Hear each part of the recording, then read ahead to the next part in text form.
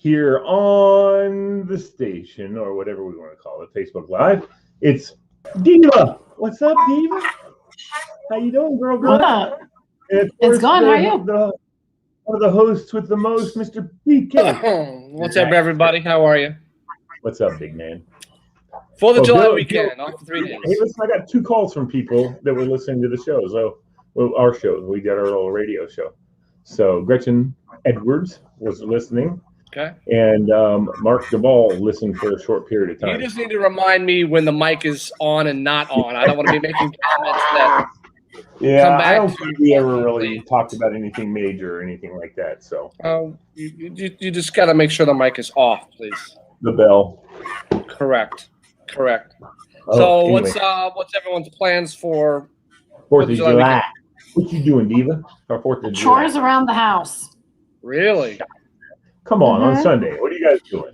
Wait. Get chores for Galen or chores that you will do? Chores, both. So Alex has gotten into weightlifting recently. Okay. So part of my basement now has a weight bench with the leg attachments and all the discs. It's all over the place. So we've got to figure out how to reorganize the basement and make some space. And it's all carpeted down there. So we probably need to get a mat because it's leaving like gigantic, like donut rings from all the weights sitting on the carpet. So yeah, so we got to figure out how to reorganize to fit all that in. So that's cool. And that's cool. That's hard. It's going to take a long time to figure that out. But Sunday, you got to take a break for some 4th of July festivities, don't you? We'll probably do something. They have some great fireworks around here. And there's some places that we know, like secret locations you can go to where you can see them really well. You don't have to get out of your car. We usually take the convertible, as long as the weather's good, put the top down, watch the fireworks without even getting out of the car, and then take off before the traffic. So sweet. That's just kind of our tradition for fireworks. I'm tempted to do the Pentagon parking lot thing, but I don't know. I think we'll just stick home. The South Riding fireworks go off tonight, so that'll. Yeah. I heard there's a lot of fireworks going off tonight, actually. Yeah, we're gonna have the girls are upstairs with the TV up, so it doesn't bother the dog. So, I know people that go to the shelters and sit with the dogs. There's people that volunteer. Awesome. They sit with them and they read or whatever. Just so they're distracted from the fireworks, which I think is really. I think cool. Your daughters have a great idea. Bring the dog in, pump the music. The dog's probably used to that, and that should drown out anything. And that's cool. Good idea. A couple years ago, because we didn't have it last year with COVID, but in 2019, I had Minnie down here with me, and a friend of mine had told me watch a war movie because they'll hear the sound. I just think that's what that is, right? And they won't think the fireworks. So right. All that. So that's cool. That's cool the other thing we have to be careful of and pray about and wish good luck to are veterans who suffer from PTSD. That's another thing. They typically know what to do and how to manage that. Right. But sometimes you never know. And here's the thing: they can manage when it's something like a scheduled event. The problem is when they're in the backyard weeding and all of a sudden somebody lets off 3 M80s. Right. That's what. Hey, where'd that come from? Right. That's what freaks them out. So that's why people need to be aware. That sound never leaves them. Never leaves them. It's just saying that the sound is very recognizable to them. So the suggestion I'm suggesting is just do fireworks when everybody else is doing fireworks. Don't be setting them off. If you're going to set off fireworks, know how to do them. Well, that too. Yeah, of course. Don't be an idiot. You don't know what the hell you're doing. Don't drop against fireworks. You step on one of those. Yikes. Yeah. Lee, best 4th of July ever? Fairfax High School. Fairfax High School. You know what we did, Diva? Bill and I, we were roommates, and with Mark Duvall. With Mark Duvall.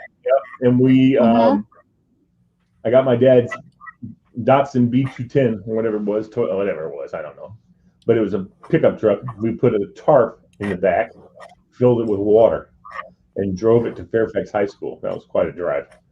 course, one of the Really? things, we were freaking almost bottoming out because the water's so heavy, it was down. Right. And didn't even occur to me that I could damage the suspension of the truck. So I'm glad.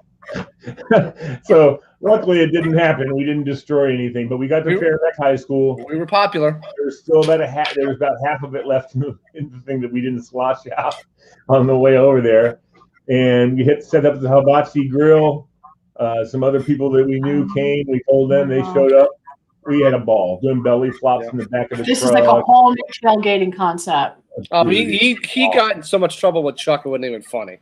Yeah, Really? Yeah, he just yelled at me. He goes, "What are you thinking? That's too much weight in the back of the truck. Right. You're gonna ruin my truck suspension." So now what we want to do is we want to rent from U-Haul a Chevy Silverado, put her in the back of that, fill it with water, gun it, and then slam on the brakes. And what's up? But we'll do something. My goodness. We'll do something. No doubt about it. Either that, just bring over. The thing is getting the water to the place, and that's if I could just show up with a baby pool and then fill it up with a hose from the school. Right. That's what I'd rather do. That's probably what I'd rather do. We all just sit around in the baby pool and have a grand old time. Actually, nowadays they have these awesome pools that you just blow up, and the water keeps the pool up. The water's underneath, and then there's a blow up around the top, and it just keeps the water itself keeps the pool up. That's pretty damn cool. Sure. So no, I'm off 3 days. I'm sure Amy, you're off for 3 days, right? You're yes, I am. Monday, right? So 3 days of refusing to work. Hopefully of just relaxing. Tony and I take our second stop of the barbecue tour is at Hammer Downs tomorrow in Aldi. Okay. So we're going to go there for our second tour. And once this is all done, like only Maryland? Aldi, Virginia, west of here. Yeah. Aldi. So going on the way to Fairfax, on the way to Harrisonburg. Yeah, we'll go. Yeah. Up 81, right? Isn't it up? No. This is you go up 50 like you're heading towards Winchester. Yeah. And you'll basically it's Aldi, then there's Middleburg, then there's Upperville, and then you're heading over the mountain. Yeah. This is Aldi. It's literally off 95. Yeah, Aldi, Virginia is like 10 minutes from my house. So a place called Hammer Downs. You know what? It's just past Warrenton. Not right. It's not too far from Warrenton, isn't it? No. Aldi is literally right up 50, 10 minutes from here.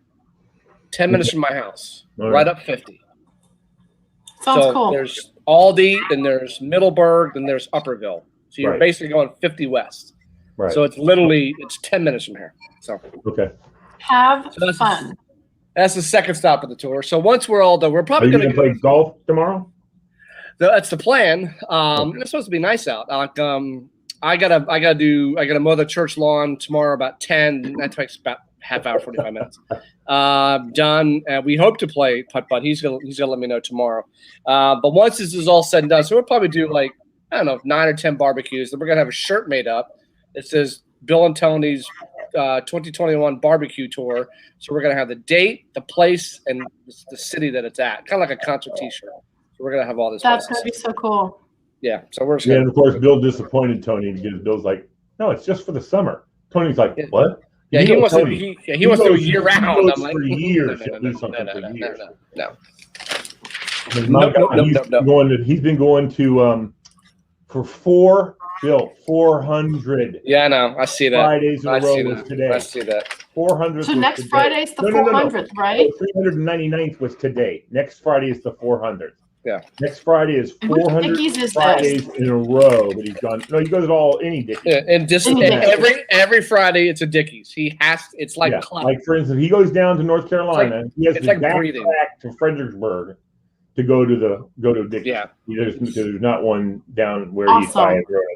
There's breathing air and there's going to Dickies. Those are the two most important things in his life: breathing air and go to Dickies. And listening to his album. Makes sense. And listen to his album. He listens to the same 3 albums every day. Every day, and he's been doing it for 14 years. Same 3 Trick Pony albums. 14 years. Every single day. Every day. I mean, I listen to Jump every day, but I mean, he listens to 3 albums every day. You've never missed a chance to never when you're sick at home. You still put it on? Oh, I've had some days I probably. Yeah, right. Okay, good. You're not like Tony. I mean, I'm just saying. Yeah. Tony, hell no, will not miss. No. If he has to kill somebody to get home to listen to. That's awesome. Yep. So Lee and I were playing some Americana songs. Do you have with the exception of Lee Greenwood and Star Spring Up, do you have an Americana song that you like? An America? A song that's all about America. The comments. I like the song America. Oh, beautiful for spacious skies. I like that one. That's true.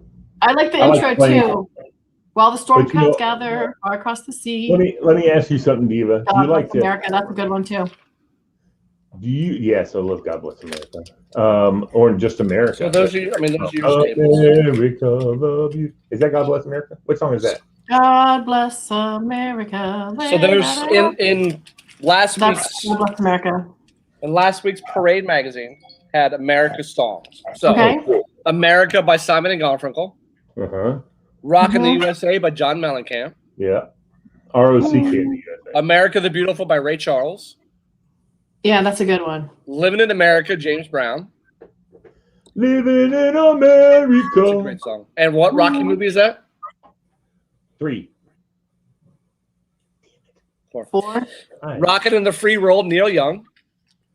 We're an American Band, Grand Funk Railroad. That's a good song. America by Neil Diamond. American Dreamin', Jay-Z. California Dreamin', the Mamas and Papas. That's not a 4th of July song. This Land Is Your Land, Woody Guthrie. Yeah, that's a good song. Flyover States, Jason Aldean. Yeah, exactly. Star Spangled Banner by Jimi Hendrix. Oh, absolutely. Born in USA. Guitar version, yeah. Born in USA, The Boss. The Boss. And Party in USA, Miley Cyrus. What about American Girl by Tom Petty? You do that too? Yeah, that's one of the Jack ones. and Diane, Small Town, you do all those songs. I put up, when you were here earlier when we did our L&B show this afternoon, which is on every Friday at 5 o'clock or 5:30. I started at 5 and then he comes in. But we do the L&B show on Fridays, so everybody needs to tune in. But when we did that, I put on Google great 4th of July songs, and they gave me a list, and of course it's gone now. I don't have it up now. But American Girl was one of them. I love that song by Tom Petty. I don't have it in my system, so I need to get it because it's awesome. Right. Awesome. Right. Actually, I just thought of that. So I was sent this by somebody I know that some people don't want to recognize, but Hershey's allows you to create your own Reese's peanut butter cup. So my question to you would be, what would be in yours? Thank you, Galen. You're welcome. Peanut butter. So if you go to foodbeast.com, you can customize your own Reese's peanut butter cup. So do you know what they let you customize it with? So pretty much looks like anything you want. Have you done this before, Diva? I have done the Hershey candy bar. I did the make your own Hershey candy bar with my parents, my sister, and our kids, which is fun. You get to do your wrapper, and then you watch it go down the machine, and it and then put your tops on it. Where can I do this? It's a chocolate world at Hershey. Yeah, the Hershey's part. You've never been there? I've been there, but I didn't know you can make your own damn bar. Yeah, you can create your own. It depends on how long ago you were there, because they didn't used to. That was an add-on, So over the years, they've added new features to get people to keep coming back.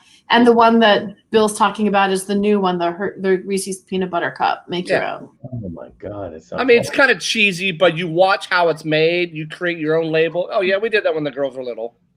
Have you done the peanut butter cup yet? I would do peanut butter cup filled with Reese's Pieces. Yeah, this says here you could fill Reese's Pieces, chocolate chips, brownie pieces, sweet drizzle, all hop into authentic Reese's peanut butter cups straight from the factory. It's about $15, but they say it's worth every day. It's worth it. To me, oh, you give me a Reese's cup with Reese's Pieces inside of it? Oh, done. And the drizzle. Done. Put the drizzle in there with it. Yeah, done.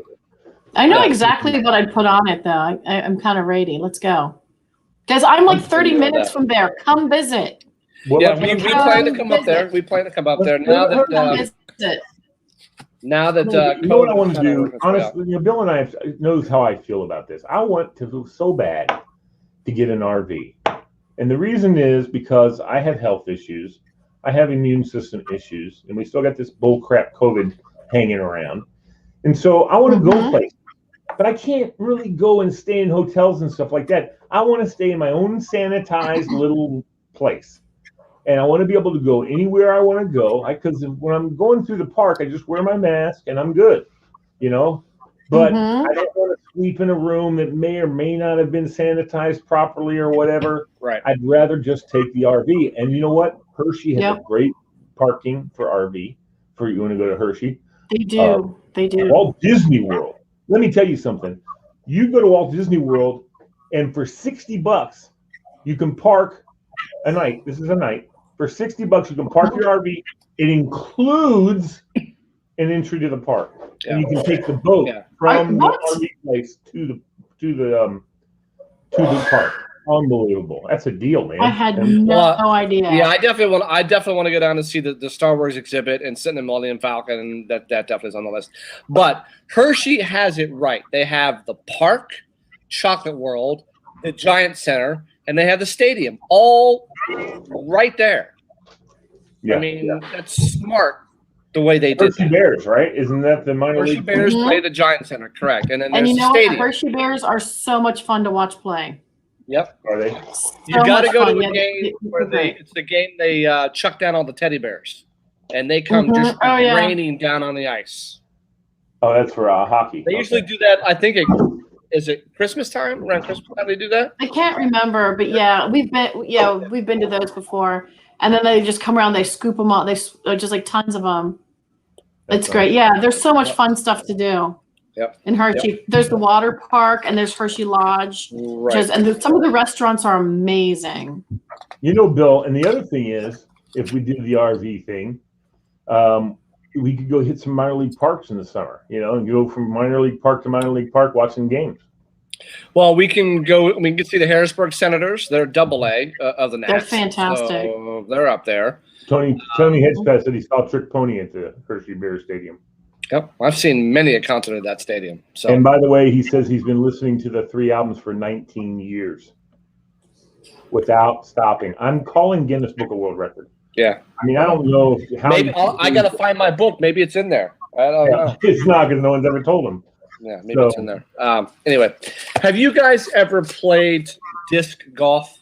Yeah, like with a frisbee at my Berkeley golf course? Yeah. Mm-hmm. Somewhere else too, I once, but anyway, I don't know. There is a guy who made a miraculous 247-foot birdie. No way. What's his name? Because I know 2 professionals. No way. His name is James Conrad, won the Professional Disc Golfers Association World Championship. Now, wait, you got to see the video. So this was caught on film, so it's for real. No stinking way. Hold on, let me back it up.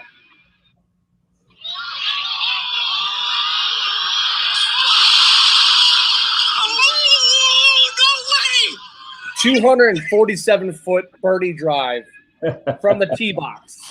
Nice. Now we have a buddy of ours. Wow. Who we used to do FSN, Ken. Yep. He lives for this stuff. He's a professional. Yeah, I see his Facebook posts all the time. He lives for this stuff. Yeah. He's a professional disc golfer. Yeah, and so is my cousin's husband. Is also a professional disc golfer and actually ranked pretty well. I remember asking Ken if he knew him, and he said, "Oh yeah, I know him." A buddy of mine and I, when we were in high school, and he lives out in California now. So he sent me one of these weighted discs, which they're way different than just your regular frisbee. Yeah. But you can, if you get it right, you can hit this thing right on key. So now I saw that, I'm like, shit, we should go to Burke Lake one time and go play the disc golf. Yeah, that one right there you just had is a driver. That's what you tee off with that thing because it goes the farthest. Yeah. And then you get the big ones that I've had this thing. whatever curve you want or whatever. Right. Yeah, that's cool. Says here, heading into the final hole, Paul Macbeth held a 1-stroke lead on the competition. Macbeth is a force in disc golf, having won 4 straight world championships. But on the final hole, Macbeth's quest to repeat and take home a 6th title hit snags thanks to James Conrad. Conrad trailed Macbeth by a stroke and needed a dramatic birdie from 247 feet out to force a playoff. Prize $16,000 if you won that tournament. So it was wild. It was wild. So no, that was a really, really cool video. It's July. So what does July mean? 4th of July. No. It's too hot. No. Hotter than July is Free Slurpee month. Oh, that's right. July really? 7/7. Yeah. 7/7, Bill? 7/11. 7/11 is given the gift of free Slurpees all July long. Here's how to get one. Slurpees, the alleged brain-freezing, mouth-numbing ice treat, will be given away in small sizes Tuesday from 11 a.m. to 7 p.m. as the 7-Eleven convenience store chain celebrates its 90th year of business. 7-Eleven's annual Free Slurpee Day is just 2 weeks away. Rather than limit its birthday festivities to a single day, July 11th, the iconic convenience store plans to celebrate all month long. So between 11 a.m. and 7, you can get a small free Slurpee. On every Tuesday or every day? It says all month long. All month long. Okay. Personalized offer marks the company's 94th birthday. 7-Eleven's birthday falls in the middle of brain freeze SCN, or some people call it summer. Offers valid for all new and existing Offers valid for I guess you got to be a rewards member. I have one. I have that on my. I have the app. Offers valid for all new and existing 7R rewards members. Coupon for 1 free small Slurpee will be loaded into a member's account July 1 and can be redeemed at any participating 7-Eleven store throughout the month.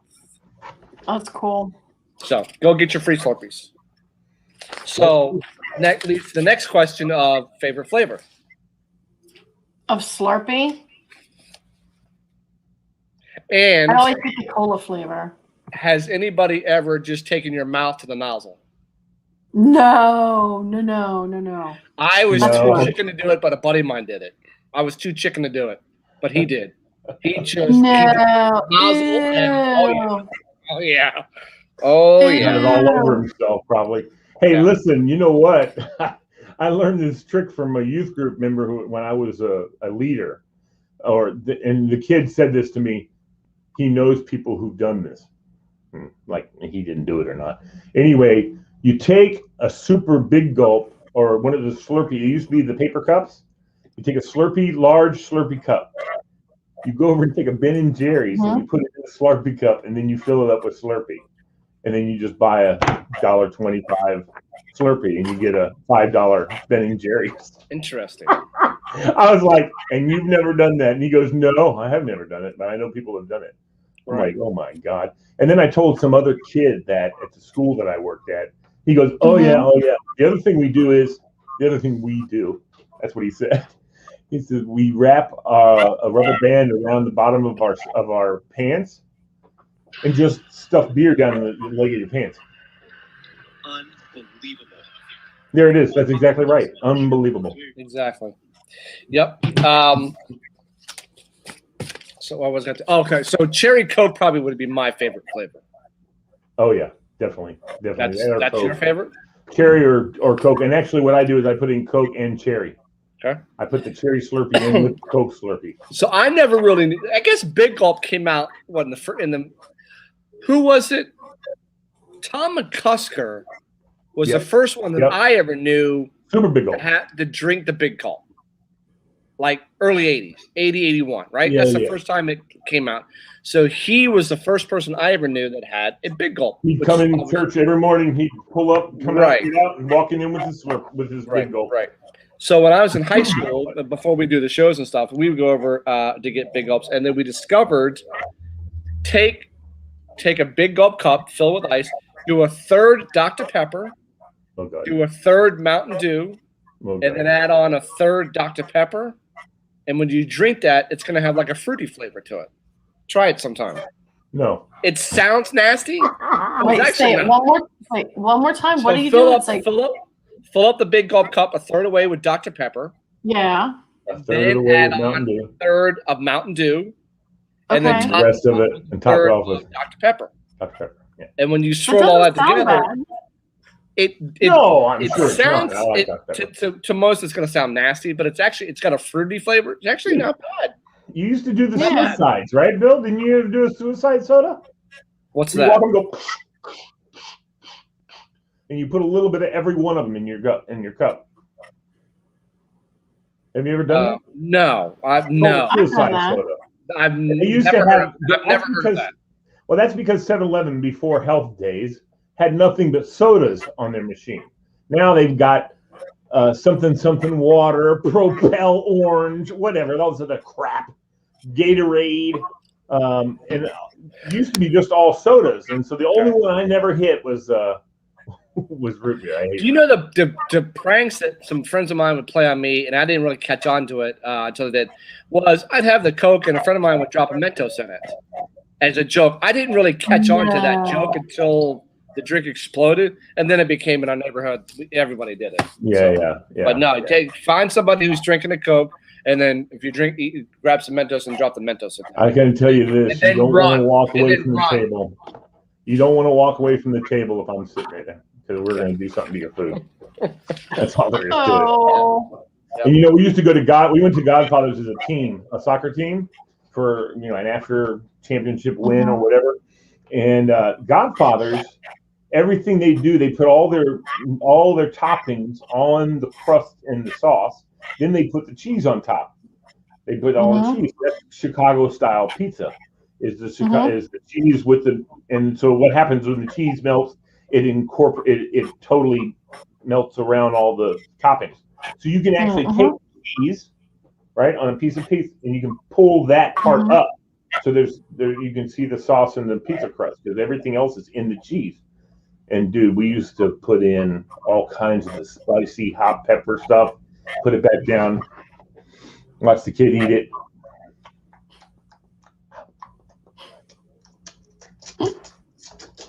Using. Now I want a calzone. So, have you ever been? We invented that, didn't we, Bill? We did. Again. Gaddy's. There's already a name for it. Obviously, we didn't invent it. You ever been to drive-thrus where you get really pissed off? We were talking about that, weren't we, Bill? We were. Top three annoyances. Pet peeves, Diva. Yeah, your top three annoyances at a drive-thru. Me? Yes. Just taking forever. For what? We went through so when it was either Sophie and me or Alex and me, we went through the drive-thru at a sheet, and it took us 45 minutes, and we were the only people in the line. All right, let's say so. Let's say 5 minutes. Let's say with the top two places that get your food ready the fastest. Okay, is McDonald's and Chick-fil-A. Okay. Oh, Chick-fil-A hands down. Oh, Chick-fil-A, yeah, they got it down. What is your biggest pet peeve about getting food from either one of them? I don't really have a pet peeve from Chick-fil-A. I really don't, because but you know what, Bill? I have the one you were talking about. I've pulled up at Chick-fil-A, and the lady, she's like the pastor's wife, and she says, "Oh, hey, listen, we'd like to get this and this, and can we do this? And then we'd like to do that and that." And I'm sitting behind her going, "Jesus Christ, lady, you're ordering that much food. Go inside." Right. Now they don't go inside. I don't like if someone's at the drive-thru and they're taking 10 minutes to decide on something they've gotten about 1 million times already. Yes. You already know what comes on a quarter pounder with cheese. You already know what comes on a fillet of fish. You already know that. Yeah. You already know what drinks they have. You know what? I tell you what, we went through a Chick-fil-A drive-through with somebody who had never eaten at Chick-fil-A, and it was one of those days where they're running the person out there early, where they have their little walking tablet, whatever. And they say, "What would you expect everybody to know what you already want?" And I had to say, "I'm sorry, we're with somebody who's never eaten here before. Do you have a menu?" And she looked just like, She couldn't believe that there was somebody who had never eaten She there before. carry a menu, right? She'd ever been asked for the menu. She's like, "Oh yeah, I have one. Hold on." It's crazy. What? No, they have one. They usually carry one around so they can give Yeah. it to you if you don't know what you want. But again, Yeah. what do you mean you don't know what you want? It's freaking Chick-fil-A and it's freaking know. McDonald's. You know, I mean, my I know. God. What do you guys have? I told Lee, I said, I had someone in front of me who wanted to talk down the price. He wanted to debate the price of these things. He actually wanted, What? he got so upset. He wanted to talk to the manager about, if I got 3 of these, I want to pay for 2. Or if I get this meal, I want to, you know, charge me only this amount. And the person's like, no, this is the price. This is how it is. But he kept debating it. Yeah. And it was really annoying. Yeah. Now, Lee and I had a debate. If you go up to the drive-through and you pay for it, you get up to the window, would you be upset if they asked you to pull up and they'll bring out your meal? Lee does not believe in that. Because he worked there. He knows there's an alarm and how it's all supposed to be done. Yeah. He's adamant that I will not pull up because I'm supposed to have my order in a certain amount of time. It's supposed to be ready for you. What is your take on if they ask you to move up? Yeah, talk to me, Kiva. What do you think? Okay. It annoys me, but I'm willing to accept it if that means the person behind me can get their meal and get moving. Well, I just told Bill that. So I pull up to this one. This is our neighborhood one that's right next to near our house. I pull up. This has happened numerous times over the years. I'll pull up, they'll pay, they'll give me my drink, and then they say, "Can you pull up? Your food will be ready in a couple minutes." And I'm like, and if there's no one behind me, I tell them, "No. There's no one behind me. I can sit here and wait for the food." "No, but you don't understand. We have an alarm." "Oh, I understand what the alarm is. The alarm is telling you guys you're late getting this guy food." Well, what happens if, you know, they run out of the egg and stuff, and they're making it? They gotta make more to get your egg McMuffin. They'll get it to you. My point is this: if there's no one behind me, because I don't want to inconvenience anybody. But if there's no one behind me, there's no reason for me to move. That alarm is going off because you have not served me in the proper time that you're supposed to be required to serve me. So they're going to have to listen to that damn annoying noise. I'm sorry. Right. And the manager came to me. She came because I told the girl, I said, "Sorry, I'm not going to move." She goes, "Well, sir, the food will be up in a minute." I said, "I know, but there's no one behind me." So I'm like, "Well, we have an alarm here." "I know. That means you're supposed to have served me by now." And she's like, "Oh, okay." And she hung up things. Anyway, the manager came. "Sir, you don't understand." I said, "Ma'am, I've worked for McDonald's. I know exactly how this all works. And I know that it's late at night, because this is like 11 o'clock at night. And so they're not making food, right? They don't want to have any leftover." And I said to her, I said, "Cost does not suffer if you have food ready. But if you don't have food ready, what does suffer is your customer service." Yeah. And well, I guess what's good? "Well, I'm not pulling up if there's not anyone behind me." And she was like this, "Okay." And she closed the door, and I'm like, "Oh, good. She's going to spit in my damn chicken nuggets." But guess what's going to go? When the car started coming up behind me, I looked over, saw the manager who was sitting there like this, waiting for the food to be ready. And I said, "I'm moving up because there's a car behind me." And I moved up. And she brought it out to me. She said, "Thank you very much, sir. Thank you so much." Oh. And I'm like, "Yeah." Yeah. But that place is, yeah. I now have my 4th pet peeve. Uh-oh. I've gotten my meal. I just thought of this. I've gotten my meal. I've driven off. I'm halfway there. They don't have all the food in the I open up the bag. It's either the wrong order or there's not enough of what I ordered. And then you got to go back. Yeah, that pisses me off. Yep. Oh, they didn't put in. This is not rocket science, people. This is 2 cheeseburgers and a fries and an apple pie. Not rocket science. But oh yeah, if the order's wrong or if they're missing something. So anyway, to circle back around, customer smashes window over rage over a chicken sandwich. I can see it happening. I wouldn't do that. I just The roll wait out. for a Popeye's chicken sandwich sent one customer into a violent rage, Virginia police said. Yordam Escalero Morera, 38, was charged with vandalism after police say he smashed the front door of a chicken joint after being asked to wait on his food order, the Stafford County Sheriff's Office wrote. The ordeal started about 5 o'clock Sunday evening when a customer grew irate while waiting on his chicken sandwich. Employees tried to appease the man with an offer of chicken tenders, police said, but it didn't work. Workers told police the man cursed at them and repeatedly punched the front glass door before leaving. Popeyes launched its now famous chicken sandwich in August of 2019, sparking nationwide craze at snarled drive-thrus at the chain's 2,600 U.S. stores. Competitors, including Wendy's, Burger King, and KFC, have all since released their own chicken sandwiches to compete in the so-called chicken sandwich wars. Mm-hmm. Deputies caught up with Morera a short time later during a traffic stop. He was cited and released with a summons for destructive property, according to the sheriff's office. If you're that pissed off about a fucking chicken sandwich, you've got bigger problems. Right. You know what? I one mean, of the things that my wife is addicted to watching is The Food That Made America. Have you ever seen one of those shows?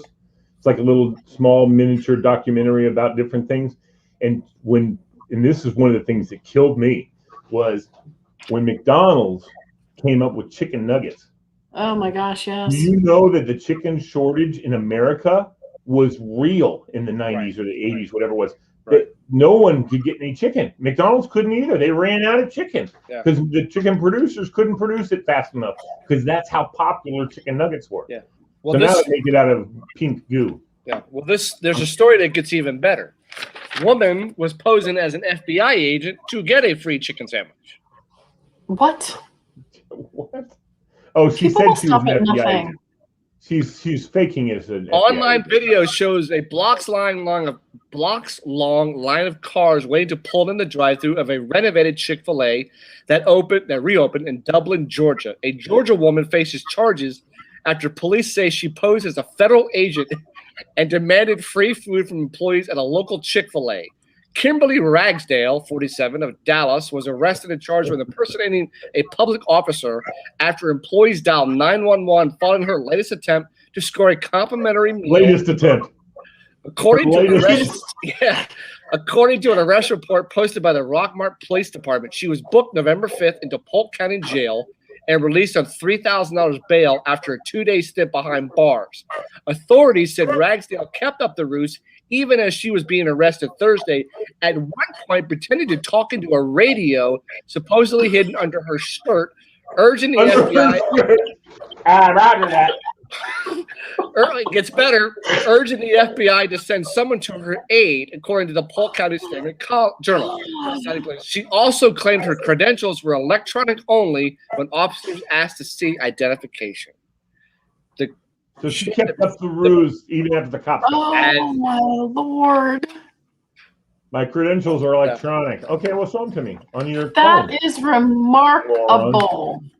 Yeah, No, dude, that is chalked up to what is it, Bill? Darwin, the Darwin Awards. What's up, Billy Riley? Mm-hmm. I sent you a link, baby. Come on. So Michelle wow, Bakey, one time she posed as an that anesthesiologist. I'm just kidding. Yeah. I'm sorry. What is the people will do anything. I know. It's you ever seen under her skirt? Oh God. You ever seen on YouTube Karen's Gone Wild? When No. women are just they're No. irate about Oh, it's I couldn't watch that, dude. I really couldn't. it's me off. like you can't stop watching it. It's called Karen's I Gone know. That's why I'm saying I can't even Wild. start to watch that because I will not stop. So sounds I'm not even gonna- awesome. what is the highest floor in a hotel you've ever stayed at? Highest? The highest floor. It's, In a 18th hotel? floor. Not Yes. in Florida though. Not in Florida. I stayed the 18th floor. Oh, maybe it was in Florida. Where the hell was it? 18th floor though. It was, Myrtle Beach. That's the highest floor you've ever stayed on. 18th floor. Yeah. Can you imagine Dubai? So that's what, 180 feet in the air? I don't know. Yeah. Something like that. Each floor is like 10 feet, so it'll be Probably, 180 yeah. feet up in the air. That's okay. Amy, what about you? In Boston, I stayed in one of the high-rise hotels. I can't remember which one, but I could look down and see the top of most of the buildings. So I'm going to say probably 30 feet high, 30 floors high at least. 21. Yeah. I've been to 21 in the Hyatt Regency in Bethesda. I stayed in. So Billy stayed oh my God, it's beautiful. Billy stayed on the 46th floor, so that's 40. In Caesars. That's what, 460 feet. 460 feet. Yeah. Okay, so Hotel Shanghai now has the world's tallest hotel, or world's highest hotel. How tall? Wow. Take a guess. How can a hotel smoke weed? Just kidding. That's a picture of the hotel right there. Wow. How high do you think it is? Wait, hold it up there again. I have to keep counting. Hold on. Oh, dude. I can't even imagine. I don't know. 200 How about floors? Dubai, though? Dubai has some really, really tall buildings. Some of the tallest in the world. The J Hotel Shanghai Tower, which opened on June 19th, isn't just another high-end property. It claims to be the highest hotel in the world. The J Hotel occupies the top floors of the Shanghai Tower at 2,000 feet up in the air. How the hell that doesn't sway, I'll never know. You say 2,000? Yep, 2,000 feet. Aside from an impressive bragging rights, what is the hotel actually like? The J has 165 rooms, of which are 34 suites. There's 24/7 personal butler service, indoor pool, toiletries, all that. But it is 2,000 feet up in the air. In China. Yeah. Now, did you all see the latest from the condo in Florida? Did you see the latest video? No, I have not. Somebody was across the street at the hotel shooting video early morning, and as they zoom in, water is flowing into the parking garage, like it's flowing. Right. And there's a simulation that was done. The pool deck, the columns weren't able to support it, and you could see it starting to sag. And when you see a simulation, it just all crumbles in itself. So I was reading an article the other day. A couple of years ago, all owners had a $15 million special assessment for that particular condo. $15 million special assessment. This is added onto your mortgage. This is added onto your monthly. This is a special assessment, and that's nuts. That is nuts. Crazy. That is crazy. So, do you guys see snakes around your houses when it rains and it's hot and all that? Not very often. There's a nest of babies. Thank God, have not seen any around here. Every time I walk Minnie out to the backyard. But did you see him growing up? I've seen snakes at different times. My rattlesnakes in Texas when we lived in Texas, and scorpions and all that kind of stuff, and copperheads, and I think actually I saw I did see it. I opened up the tack room in my uncle's house, which was an old freezer because he used to have a butcher shop. Right. I opened the thing up and I saw a freaking copperhead going away from me, and I was like, close the door. And so my uncle came out and looked, and we were like, how did he get in here? Because it's a freaking freezer. I mean, it's not supposed to have any holes or anything. He had no idea. And he's, of course, searching around. My uncle used to be a snaker. I guess that's what they call them. They used to go and catch snakes and harvest their venom to make antivenom. And then they give it to, you could sell it. I mean, they made, I think they made like $25 to $50 per little vial that they got. Right. But, in the North Carolina suburbs, there's a venomous snake that's been going around. One bite and this thing's going to kill you. Spit. That's a damn cobra. What kind is it? Is that the cobra? Residents of one Raleigh neighborhood woke Tuesday to the news that a zebra cobra snake was on the loose. I heard about that. Zebra cobra is not indigenous to the state. In fact, it's not even indigenous to the country. Zebra cobras originate from Africa. The snake is usually shy and will choose to escape, although if it is cornered, it will quickly bite or spit. Its venom can cause tissue damage or even death. Zebra cobra is a nocturnal and has black vertical stripes. It is often dark black or brown head. They have no clue who was keeping this zebra cobra, but this thing got out and has been around the neighborhood. That's great. Yeah, I heard about that. No, I know one of the things that I've know about, like king cobras, and I don't know how this goes, but the king cobras, the reason why the snake charmers can get these things, they don't ever get bit and stuff, because every king cobra does this, rears back before it strikes.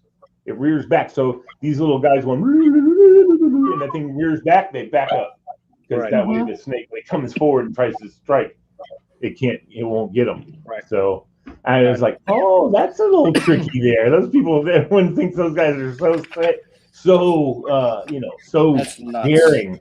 It's really easy. I showed my buddy that one video of the guy snagging the 17-foot long python, and he's like, dude, there's no way in hell I would ever do that. No. There's no way I would ever do that.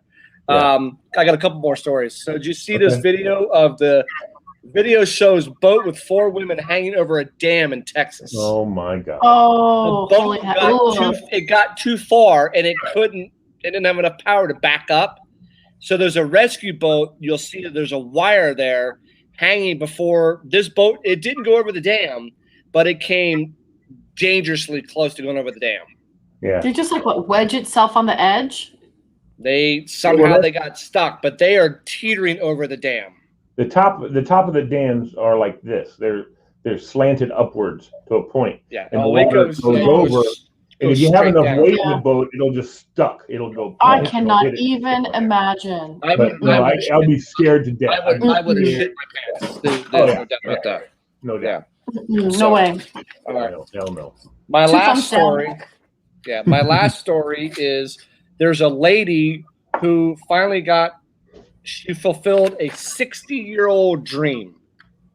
Okay. She's a bat girl for the New York Yankees. Oh, I saw this. Yeah, I saw this on ESPN. She got turned down when she was 10, and they finally let her be Batgirl, got her a jersey. I thought this was a fantastic story. Gwen Goldman exchanged fist bumps. She had her own locker in the locker room. Exchanged fist bumps with the New York Yankees, whom she has been admiring for decades from afar.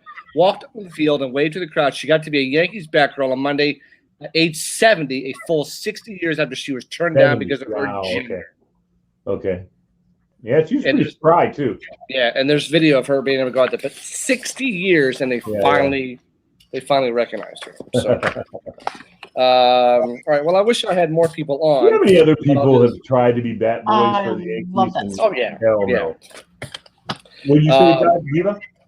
I said I love that story. I think that would be such a cool experience to do that. I've loved baseball my whole life. I think that would be so fun to get to do that. Tell you something, Bill.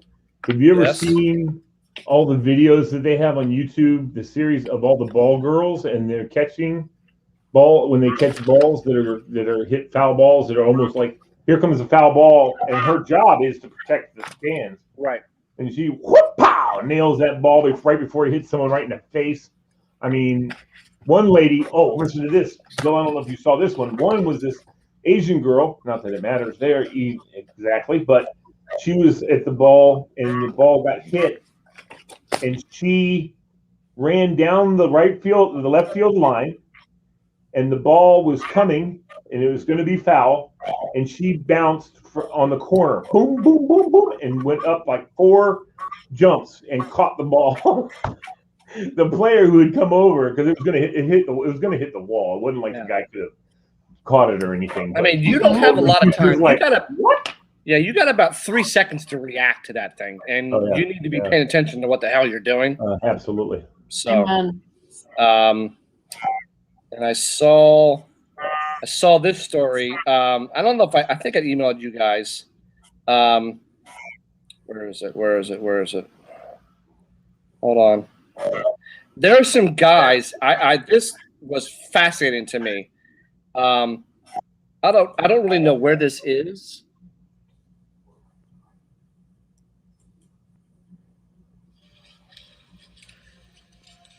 Two guys are building. Oh, I've seen this. They can build boats out of mud and rock. Yeah. When these guys are building stuff by hand. Is this one when they build a hut and a swimming pool? All by hand. They're building a boat.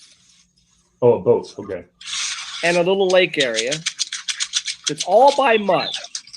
They ain't no other tools. It's them. These guys are fascinating. So they are building. Oh, shit. Hold on. Advertising.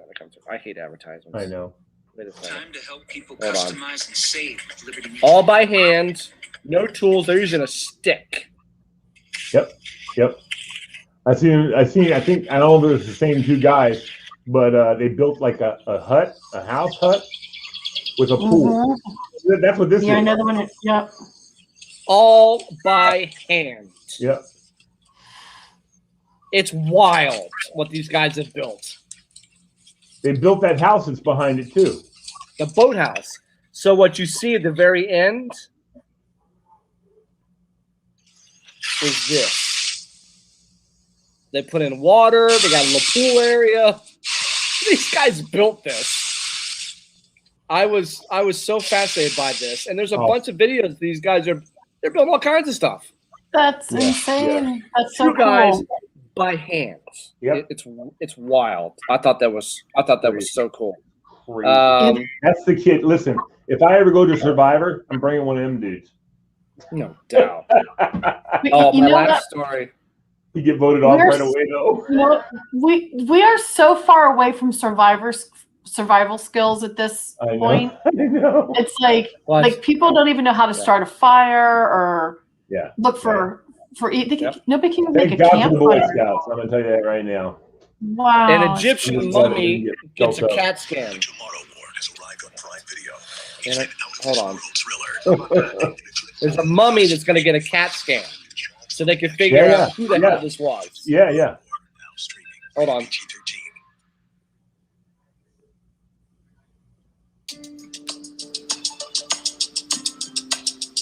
They're giving it a CAT scan. Whoa. I guess that makes sense, though, right? To figure out who the hell this was. They don't have to say stay still. Sort of fly through inside the mummy. So we can study the mummy, we can reconstruct the life and the death of this person.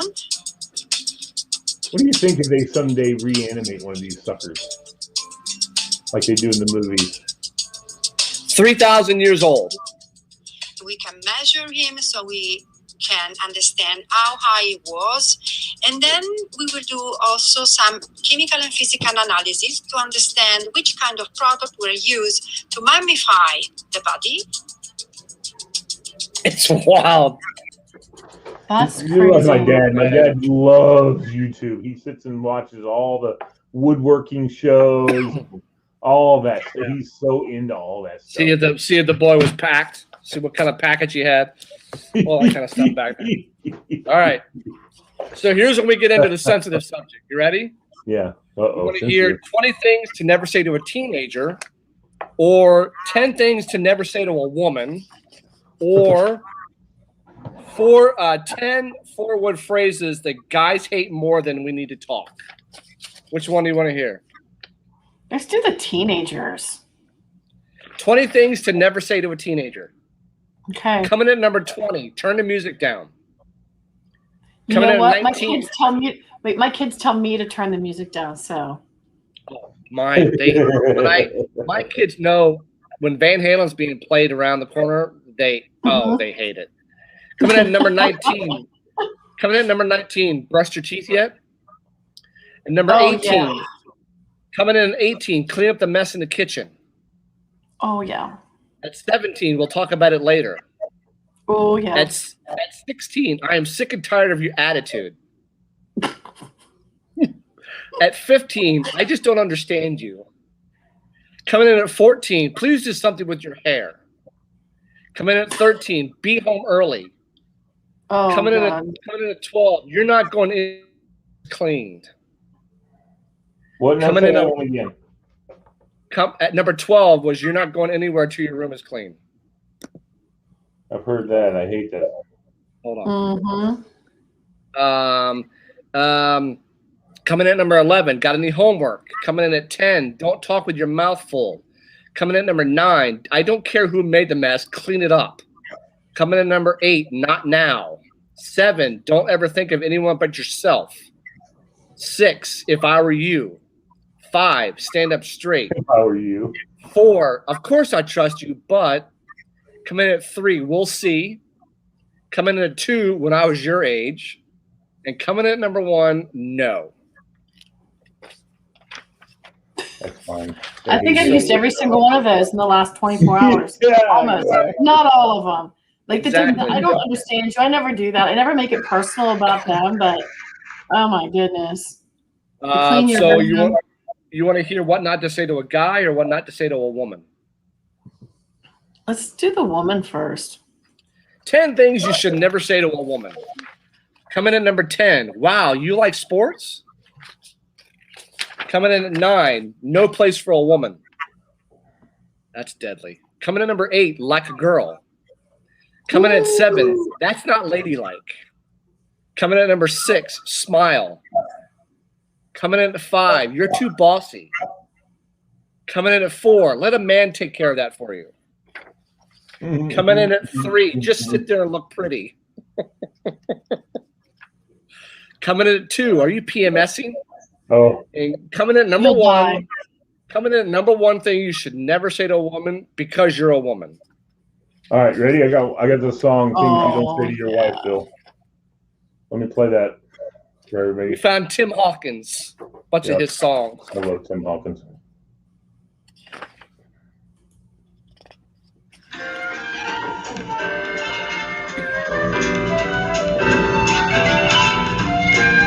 Wow, back it off, back it off, back it off.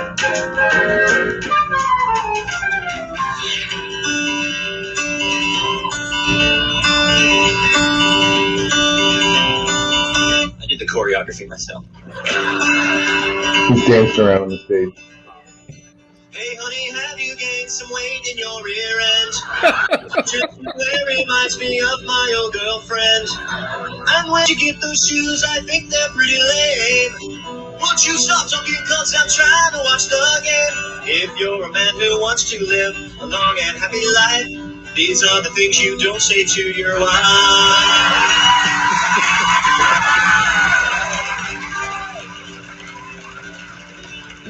I planned a hunting trip next week on your birthday. I didn't ask you, but I knew it'd be okay. Go make some dinner while I watch this fishing show. I taped it over our old wedding video. If you're a man who've done that, a long and happy life, there's all the things you don't say to your wife. Solo. Okay. Cooking is okay, but not like mother makes. The diamond in the ring I bought you is a fake. Your eyes look puffy, dear. Are you feeling ill? Happy anniversary, I bought you a treadmill. You're a man who wants to live a long and happy life, that too. These are the things you don't say to your wife. You're a man who doesn't want to get killed with a knife. These are the things you don't say to your wife.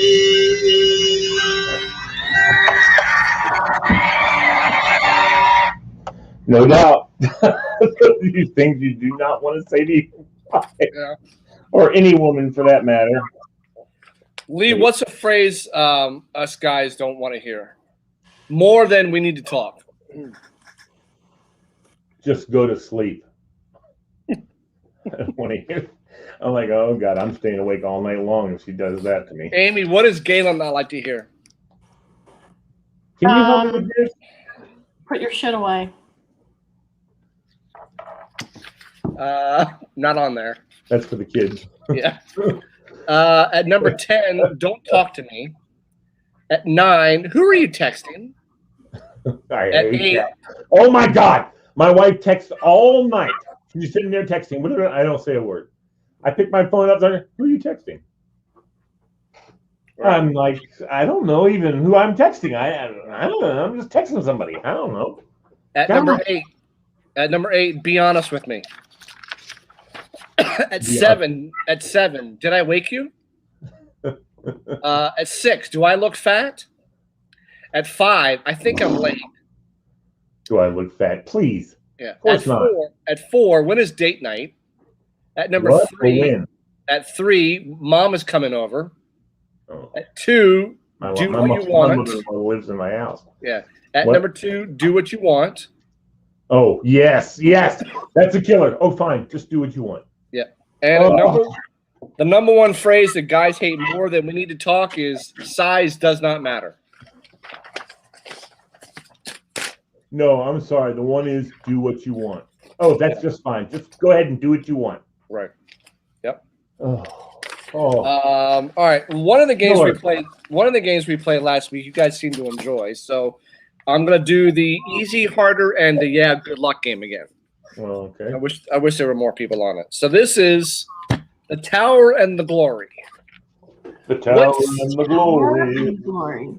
What city is home to these famous towers? So we'll start off easy. We'll start off easy. The Sears Tower. Chicago. The CN Tower. Tennessee. New York. Mm-mm. Washington. The CN Tower. I have no Atlanta. idea. It's not the CNN Tower. It's the CN Oh, Tower. that's why I said it. Comedy Network? The Comedy Network Tower. It's up in Toronto. It's up in Toronto. Hey, Galen, come I here. don't go outside of USA. Is he going to help you with this? No, I found a fly in my coffee. Oh, Nice. Oh my God. Yeah, he needs to. He needs to show him that. He needs to change that shit out real quick. Oh, Galen! All right, number 3, the Trump World Tower. New York City. Okay. That's New York. Westminster Clock Tower. London. Now we're getting harder. The John Hancock Tower. That's Philadelphia. New York also. Where? No. She said Philadelphia. I said New York also. Boston. Boston. Okay. The Shukov Tower. Shukhov. The Shukov Tower. Sweden. Huh? Sweden. No. Finland. Luxembourg. Sounds like a weird name. Moscow. Moscow. The Oriental Pearl Tower. China. Or Japan. Be specific. Oh, Beijing. Hong Kong. Singapore. Wuhan. No. No idea. Tokyo. Shanghai. Shanghai. I forgot about Shanghai. The fireworks are going off. The Coit Tower. COIT. I've heard Coit that one Tower. before. No, But I go don't ahead. know. Amy. I have no idea. I don't know. I've heard the name, but I don't know where it is. Toronto. That was the CN Tower. San Francisco. Oh, look who it is. We were just talking about Canada too, Fred. Oh, Canada. Oh, Fred, I have something for you. Native land. Montreal's in their butt kicked. Fred, I have something for you. Tell me, buddy. The return of the trading cards. Oh, nice. This is the guy's shop. Nice. Nice. Look at those trading cards. Yep, I have some. Back in my day, buddy. Yep. So he's got a whole shop. Oh. And we need to go here. This shop is in Silver Spring, Maryland. It's called the House of Cards. Oh, I clever. don't go to Maryland. Maryland's a stinky place. Okay. Just kidding. I'm kidding. We can go and come to Silver Spring, Maryland. All right. It'd be fun. So, Fred, we're playing a game called the Tower and the Glory. So it was the game last week, easy, harder, than good luck. So now we're on good luck. The Malad Tower, MILAD, Malad Tower. Saudi Arabia. I would say so. No? Houston. Dubai. It's definitely Arabic or Middle No, East. that's what I'm thinking. MILAD, the Malad Tower. Bangkok. What is Israel? Tehran. Tehran. The Rose Tower. The Rose Tower. Tokyo. No. The Rose Tower. Texas. Go overseas. Oh, Czechoslovakia. Czech Republic, I mean. It's Prague. Dubai. The Oh, JP wow. Morgan Dubai, JP Morgan Chase Tower. New York. Philadelphia. No. Chicago. Houston with one in Dallas and one in Baton Rouge. And the last one, the Telstra Tower. T-E-L-S-T-R-A. Telstra Tower. L.A. You can't. Seattle. You Seattle, Bill? Uh-uh. What is St. it? Louis. I have no idea. It's in Canberra. Oh, I'll tell you. All right. Okay. Now we'll go on to Juicy That. What kind of fruit juice is used to mix these cocktails? Oh God. Easy. The mojito. Rum. Lime. Oh, juice. No, not the juice. Lime. The pina colada. Coconut. Pineapple. Coconut. And coconut. Pineapple. Bloody Mary. Tomato. Tomato. Oh, tomato juice. Now we get harder. The salty dog. The salty dog. Is that lemon? Grapefruit. Grapefruit. Yep. Tom Collins. Oh, I know that. That was big when I was a kid. Tom Collins has fruit juice in it? Mm-hmm. Is that a lemon? Yep. Tom Collins is the one. Yeah, that's not right. A Bronx cocktail. Bronx cocktail. I don't Is that know. orange? Cucumber. Orange. Yep. Wow, Amy. Yeah. So now you're on. Yeah, good luck. The Polish martini. The Polish martini. Polish Coconut. martini? And it's the Coconut. fruit juice, right? Mm-hmm. Tomato. That's big in Poland.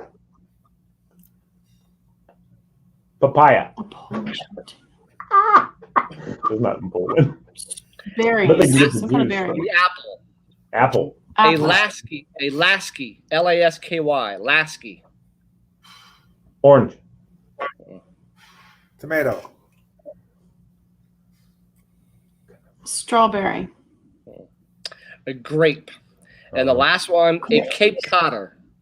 A what? Cranberry. Cape Codder. Cranberry. Cranberry. Very, very good. All right. Diva used to be a big drinker, I think. And then she My stopped. my parents used to drink the Manhattans. Oh, I know. I all the know. time. Yeah. Always had a picture for Harvey when he came home from work. You know it. Oh, nice. That's right. All right. Power of 10. What's measured in these metric units? So we're going to go easy. Kelvins. Temperature. Kelvin. Very Temperature. good. Temperature. Candelas. Light. Luminous intensity. Okay. A hertz. Electricity. Electricity. But be specific.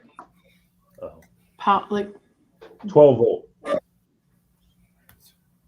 hertz. 12 volt electricity. Direct current. No. Mm-mm. That's like, oh. How do you describe it? What's measured in these metric units in hertz? Amps, amplitude? No. You're getting close. It's like I can think of the concept in my head, but I can't put it into a word. Tony Rental said- cars. Tony said rental cars. What the hell? Hey. What? Or hertz? What does hertz measure? Rental cars. Frequency. Frequency. Okay. Millibars. Sound. That's like Sound. Bugs Bunny. Pressure. Atmospheric pressure. Pressure. Oh, Very good. You're right. Now it gets harder. Watts. What? And what? Light. What? What? Watch Light. electricity. Light electricity. But it's Power. not Power. electricity. Volts. Power. Power. Poise. Power. What? Poise. Poise. Spell that, please. P-O-I-S-E. Poise. How is Poise. poise measured? With a Etiquette. yardstick. I have no idea. What does it measure? Like Amy, she has poise. Viscosity is what it measures. Oh. Amperes. A-M-P-E-R-E-S. Amplitude. Amps. No, it's amps. Amplitude. No. Amps is It Yeah. measures amplitude, right? Electricity. No. Measure No, electricity. listen to today's crossword puzzle. Electric current is what it Yep. does. Yeah. Hmm. Ergs. E-R-G-S. Work. Very good. Words work. Okay. And Yeah. the last two are, good luck. Newtons. Joules. Gravity? Oh. No. No. Figs. Force is what it is. And then last one, Becquerels. Becquerels. Becquerels. Yeah, he played shortstop for the Yankees, didn't he? No. Wait, bread. can you That's spell bread. that again? B-E? Becquerels. It measures bread. Becquerels. Breakfast rolls. It measures breakfast rolls. No. Is it having something to do with atmosphere? Yes. Really? Wow, Amy, excellent. Tony, what is it, buddy? Tony did. Isn't that like, I thought that had to do with like air currents, but I'm not sure. Radioactivity is what it is. Wow. Okay, I knew it had to do with the atmosphere something. Okay. Those are too hard, man. All right, we're going to go on to how well can you translate Australian into English? Okay, mate. Well, let's try that one there, Guinea.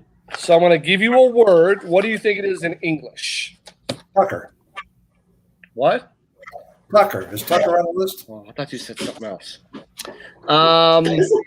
A bedside cabinet, cupboard, or table in Australian is what in English? A hut.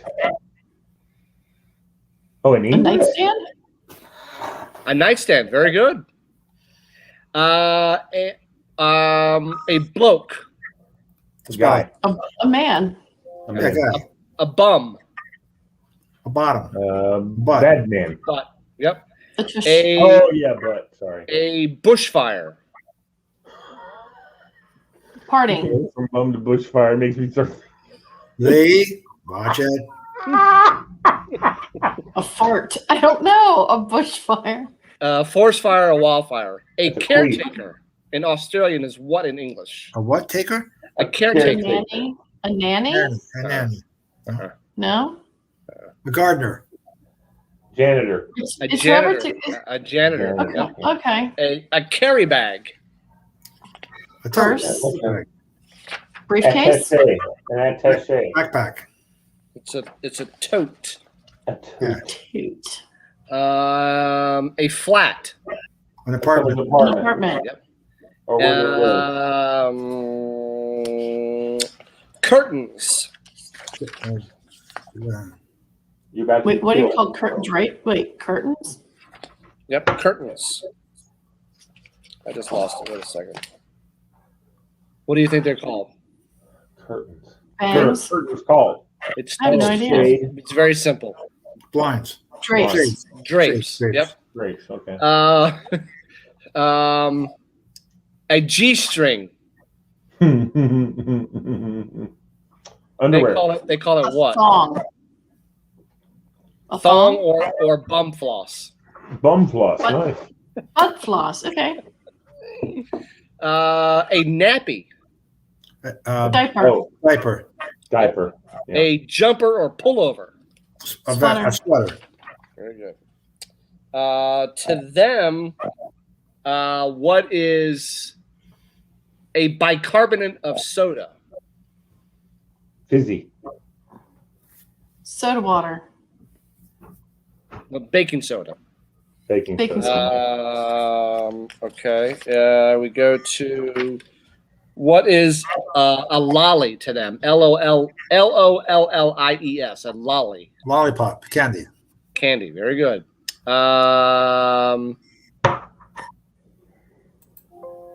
To them, what is a prawn? Shrimp. Very good. So you guys know you're Australian. Very good. Very good, mate. All righty. I'll put one of them prawns on the. I'll put a prawn on the body. Oh yeah. Okay. By the way, I love prawns. Big, fat shrimp. Oh my god. So I'm gonna go to my question list for you. Yes or no? Is cereal soup? That's What? a good question. Is cereal soup? No. Why? It's just cold soup. It just has stuff inside milk. No. What do you think? What do you think cream of mushroom soup is? It's Soup. milk with some crap in it. I know. This is logic though, Fred. That's what he's talking about. Logical If you- things. I heard this on a commercial the other day. If you're living on borrowed time, do you have to return it? That was in a commercial I saw the other day. It was pretty good, actually. Yeah, it's a good question. What secret conspiracy would you like to start? Oh man. I mean, it's something that has never been said before. Yes. That's my knowledge.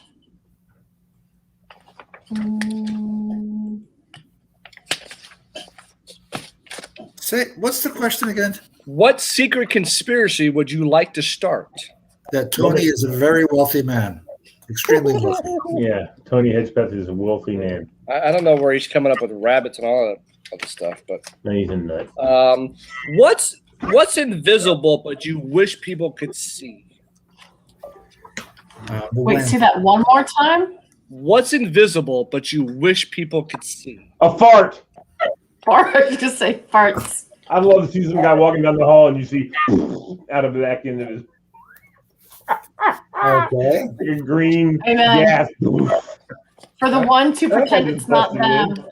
Yeah, it wasn't me. Is a hot dog a sandwich? 2 pieces of bread and Yeah. meat in the middle. Yeah. Yeah, it's a form of sandwich. What's the most ridiculous fact you know? Oh God. Oh, I'll tell you. Go ahead.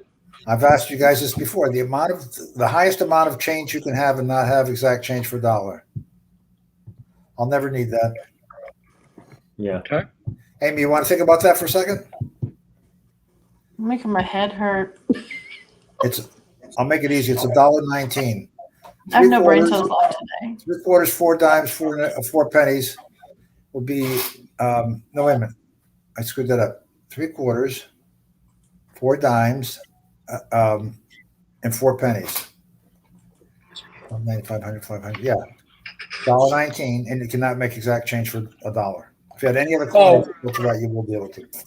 We were talking about this today, Fred. In Monopoly, what's the most amount of money you can collect in one? Oh my God! And one what? In one go round of Monopoly, what's the most money? Oh my God, that's a great question. I didn't know the answer. We actually got it out of our book. It's in the thousands because you got all those properties with 4 hotels or whatever the hell it is. Yep. And then all the properties.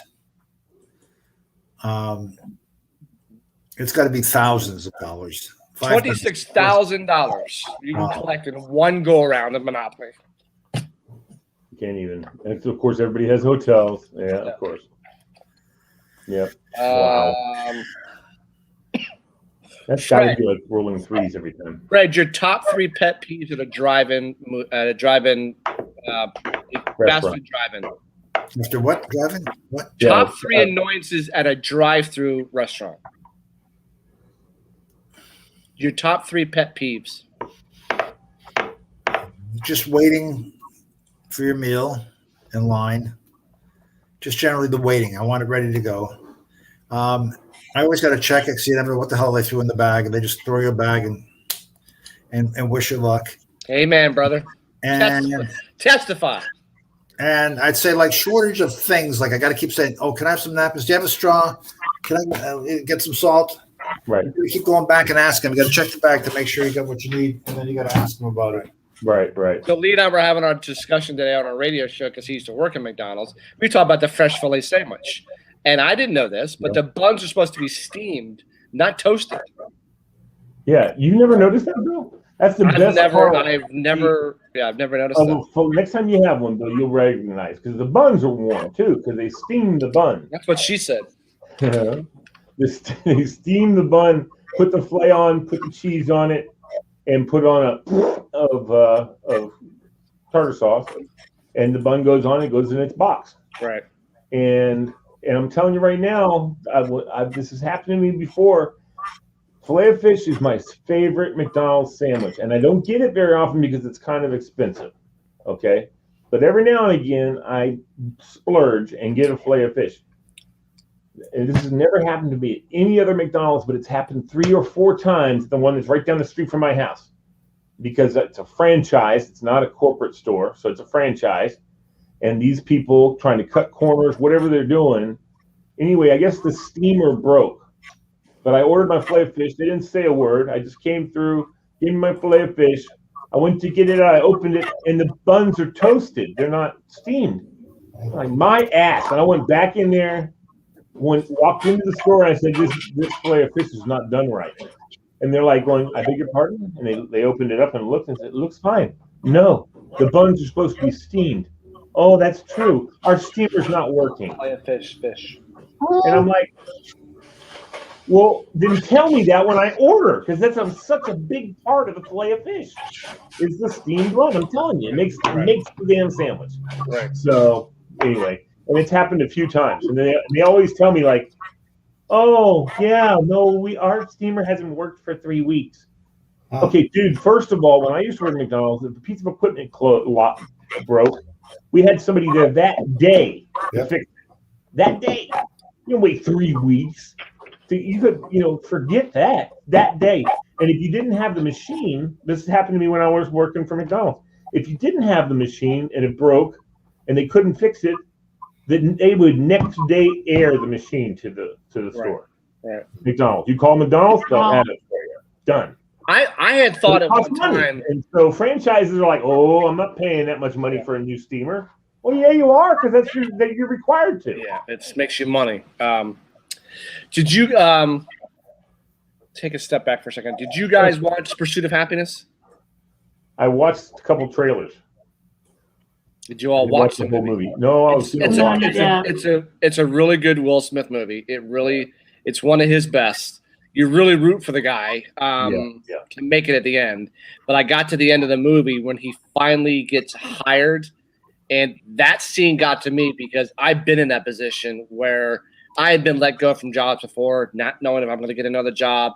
To hear the words "you're hired," your day is nothing could top your day. Hearing the words "you're hired," you want to run around the room, scream, hug people, go out, celebrate, whatever. Hearing those two words, but what he went through, I didn't know this was a true story.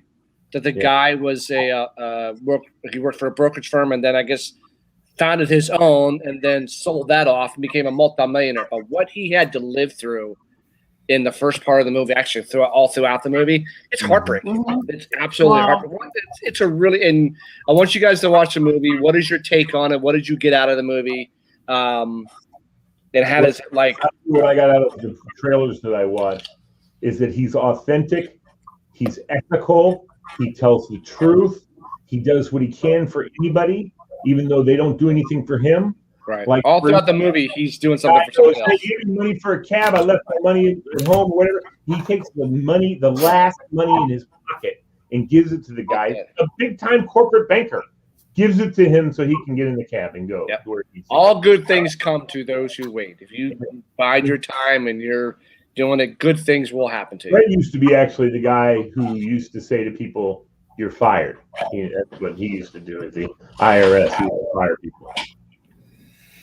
Just kidding. I did it a couple times, but I didn't like it. That's I bet. Letting someone go. I've done that before, and I hated it. I hated to have to do that. You remember Cheers? Hey, have you guys seen Yes Man? Yes, I have seen Yes Man. Yeah. What'd you think? I love that film. I'm not a huge Jim Carrey fan. Yeah. He's Lee and I were talking today about a movie called 7 Pounds. It's another Will Smith movie. By the way, Bill, same director as tell them about what's the broad stroke of the movie about. The broad stroke is this guy has been in an accident, and it's just destroyed his world. As far as he's concerned, he's dead. He killed people in this accident.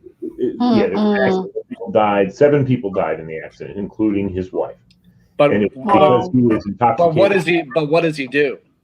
He starts going around helping people by giving them only things that he has, and that's like a new kidney, half a liver, a lung. He gave somebody. He had a surgeon take a lung out for another person to give them a lung out of his living body. Now, that's not something that they do. You can't. I mean, you can do kidney. No problem. People do living donors all the time with kidneys. You can do liver even if it matches, because they can take half your liver and you can function on half a liver, no problem whatsoever. In fact, I think it grows back or something like that. But lung, hell no, you can't give somebody, and you can't. And so in the final stage of this movie, I mean, I can tell you this because the movie is phenomenal and you should watch it. But his grief is so incredible. And at one point, you know, he meets somebody while he's doing this to help her out, and he's like he can't figure out what the feeling is he's having, because as far as he's concerned, he died when his wife died.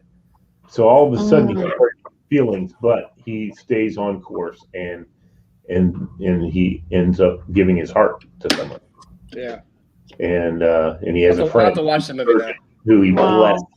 Yeah. You have to watch it. I mean, it doesn't matter. There's so much more, just like the movie you were just talking about, Bill. Just like that movie. Yeah, Pursuit of Happiness is a really good movie. Just like Pursuit of Happiness, there's so much more in depth in that movie. My telling you that part doesn't ruin it for you. Yeah, he had an interesting part of the movie where he said, Thomas Jefferson in the Declaration of Independence said, life, liberty, and the pursuit of happiness. So it's like, pursuit doesn't mean you never find happiness. Right. You can pursue it. And he's always like, because in the movie, they spell happiness, Happynes. And he's like, that's not how it should be spelled.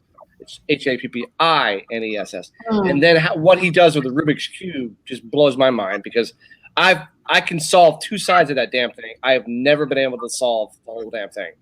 So, but no, Pursuit of Happiness is a really, really good movie. But yeah, I told Bill I've gone to the cheat site on Google and find a cheat, and it works. And it's just it's a formula. And if you find the whatever color you want to start with, you have it facing you, and it's like 2 turns to the top left, 2 turns on the right, whatever, and all this, and also next thing you know, you got a freaking completely finished Rubik's Cube. But I don't have that memorized. I should practice that more often and memorize it, because I remember the way to start. The way to start was to go to the middle square. Yeah, that's what he said. The middle square, whatever color you want to start with, you pick that middle square and you keep it facing you, and you do the thing, and the rest of it will come together. Because the middle one never, like Bill said, the middle one never moves. Yep. And all the other ones do. So. Right.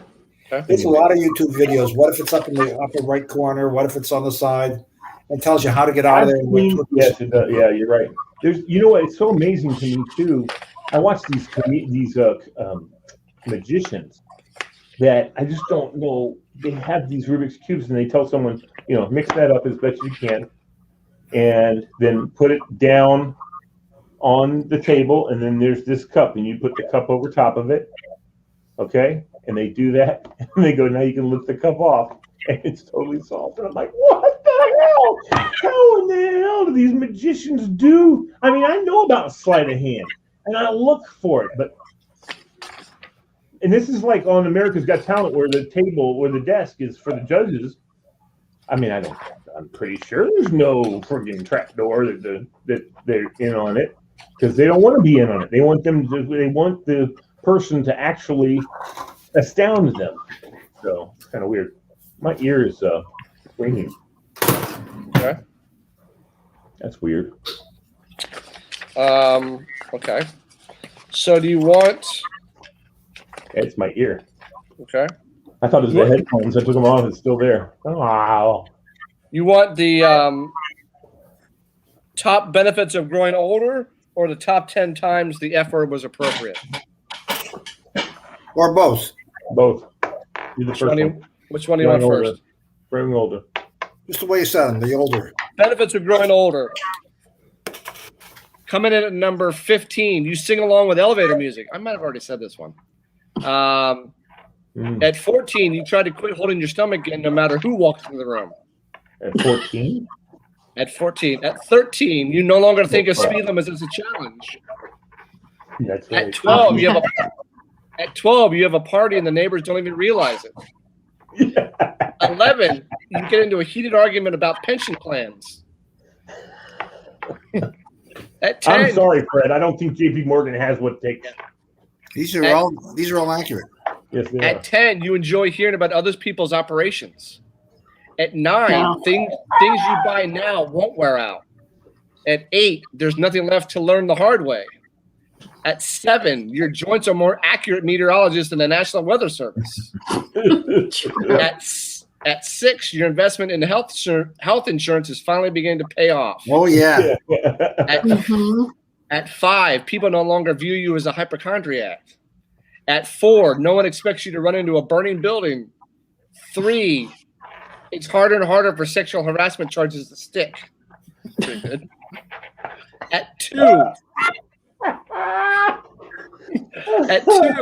in a hostage situation, you're likely to be released first. That's good. I like that one. At number one, kidnappers are not very interested in you. That's right. Yeah. That is so true. Oh my goodness. You know what? I've already decided if anybody ever comes to kidnap me, I'm just going to lay down. And not. I defy you, 60 y'all, to pick me up and carry me somewhere. I'm just going to lay here. So, oh my gosh. How often do you guys use the F word? A lot. Way too often. I'm not in situations now where I do. It's, Yeah. if I were working, You got to be careful around your grandkids. Let me tell you about F-bombs. I remember when I was about 17 or 18, my dad, he played on a softball team, and it was no age issue because now he used to do senior softball. But this was no age issue. They had a team called the Beltway Bandits that played in some league. I don't know. But he was the manager. He was the coach or manager or whatever. And he needed a first baseman because he was short of several guys. So he asked me if I would come to his game and play first base. And I said, okay. So we did. We played the game. Well and good, After the game, I'm standing around. He's got his cooler in the back of his truck. He opens it up. All the guys come around. They're grabbing beers. And my dad starts talking with these guys. And he's like, F this and F that. And I'm going, I was like, I don't think my parents ever used it. Never heard my dad curse. I was like, what? He said, oh, you're damn right. You better effing believe that. And I'm just like, I was shocked. The F word is pretty liberating, I must say. I mean, when you let it out, it feels it's like taking in a breath of air. It just feels good. Just say it. What did you just say? When you say the F word, it's like taking in a breath of fresh air. Oh, the F. Okay, never mind. Lord. Yeah. I remember when I was, I don't know, early teen, 13 maybe. My father and his brother, my Uncle Kenny, we were all at a family event. We were all at a family on the yard, in the pool, the whole thing. And they start horsing around with our baseball equipment. I'm like playing with my cousins, but they take over. So my Uncle Kenny's pretending he's the catcher. My father's going into his windup to throw. And my Uncle Kenny's giving him signals. And one of the signals was he gave him the finger, and they both start laughing. Oh my God, my father knows that? My Uncle Kenny knows that? My dad was in the middle fingers? Oh my God. Oh, yeah. I don't think my parents ever used the F word. They never know. I've never heard either of my parents. Well, Bill, you just don't know because you know what? When Harvey and Reem are getting at it, Lee,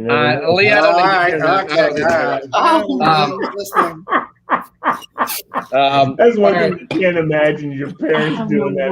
It's like, nobody can imagine their parents doing that.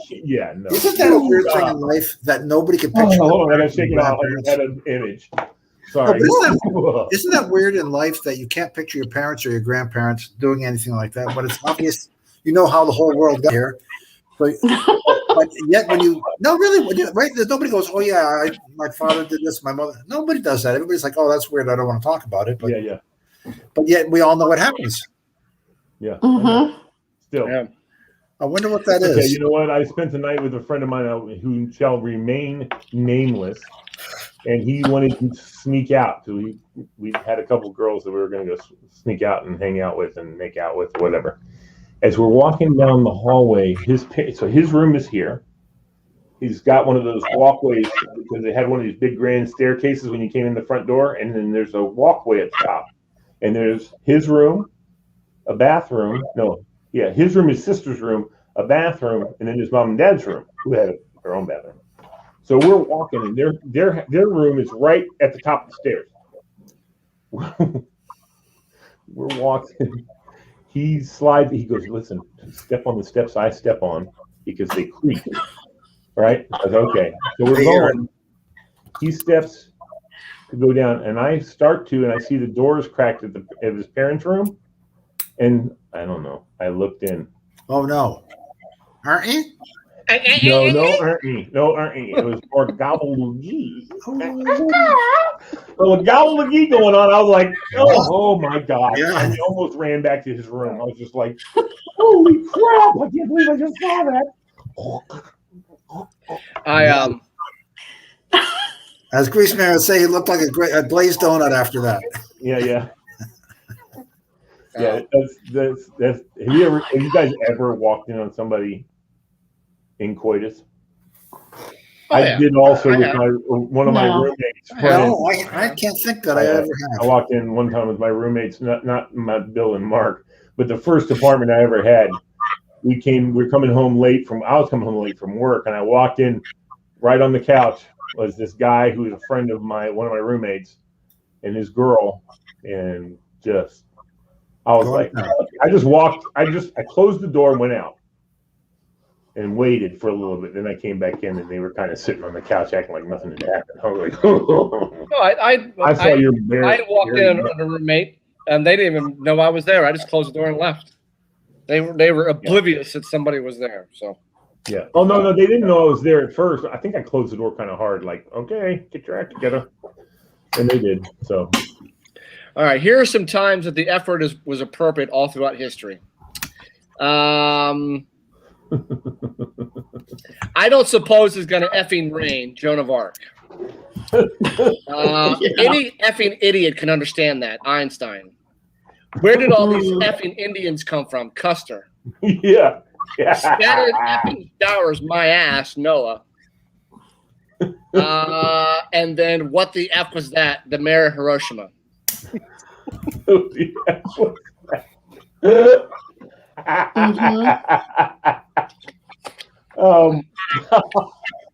horrible, Bill. All right, last segment we're going to do for the evening. We're going to go back to the always fun would you rather. Okay. Would you rather have super sensitive taste or super sensitive hearing? Hearing. Super sensitive hearing. Would you rather never lose your phone again or never lose your keys again? Phone.